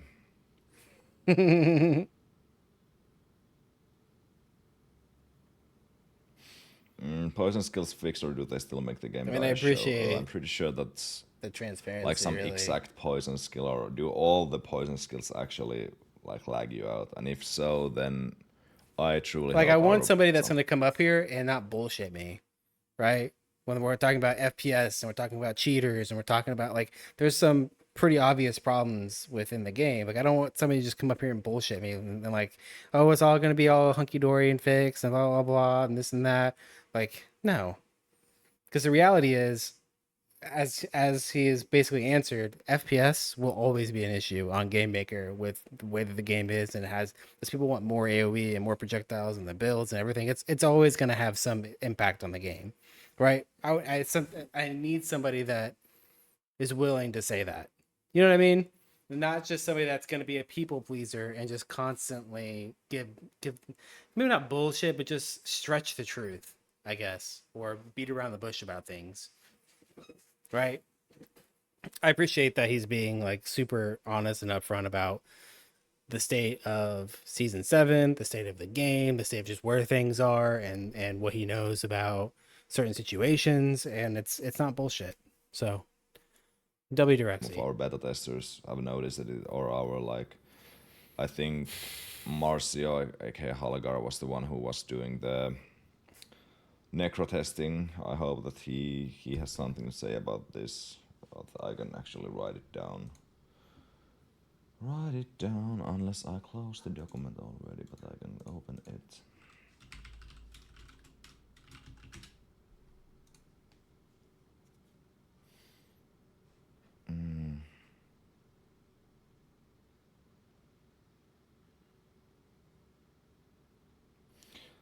Light radius maybe. Rever light radius maybe would be cool. Seems not impactful when I tested it. What do you mean about light radius? Like that's a so filler stat in the games, but like does it not work properly when you get it, or what's the problem with it? Okay, I think this is pretty I much might have most of missed it. some patch notes. I'm really sorry. I don't always also stay on the line like what's happening. Stuff from like Torchlight Infinite, like boss rushes, and Yeah, it seems whenever like people the is rest using of this is Reaper. him just talking. Maybe I'll come back and just listen to him whenever I'm not streaming. That's all the questions. Boys, what do we think? Anybody have any thoughts or feedback or anything for the end of the video? I'll timestamp this into the YouTube video for anybody in here that's got questions, thoughts, concerns. Overall, like I said, I appreciate the honesty. Um, I would have liked some of the QA to maybe have some of the other employees, any of the like devs or whatever, to be able to answer them on here would have been cool. Like even if they were just in Discord on a call, just having some of the extra feedback would have been awesome. But I think overall this has been a really good experience for the player base, and it seems like a lot of the player base is bringing up a lot of the, you know, some of the issues and things that they do and don't like about the game, but whatever the case may be. And it's really good for the players to see that the people that are working at Panic Art Studios are they're humans. Like they're real people that really just enjoy playing the game and do enjoy what they do and are doing their absolute best to make, you know, make the game the best that they can, right? I think that's probably the biggest W here is having real people that can sit here and talk on a screen with other people, more so than just in chat. Because it's really hard in today's world, man. Talking over typing or over text, it's hard to really like express certain things or say things in a certain way or whatever, so people can understand what you mean by something. It's really hard to do that in text, and that's one reason why I think this is going to be such a successful QA, or has been such a successful QA, is you're able to hear the different demeanors that and the different ways that Rexy's been able to talk about certain things and understand, have people understand and comprehend it in a way that, you know, shows that they understand these problems and that they're working on them, right? Because I think sometimes people just think that they don't know that there's cheaters in the game, right? Or that they don't know that there's FPS issues, or that they don't know that EU fucking crashes and burns for the first week of season launch, right? That they're completely oblivious to all of these situations. It's not like that at all, right? So I'm just happy they're doing this in the first place. Hopefully they keep transparency and yeah. Hopefully, whenever patch notes are around finalized, we'll get another stream or even another Q&A, another like state of the game stream, um, I'd even be willing if they want to bring other people in, like if they want me to come and help with maybe hosting it, or if they want me to be a part of it, I'd be more than willing to do that. That'd be awesome. Um, yeah, but that's gonna be it. That's gonna be it. Thanks for watching, everybody.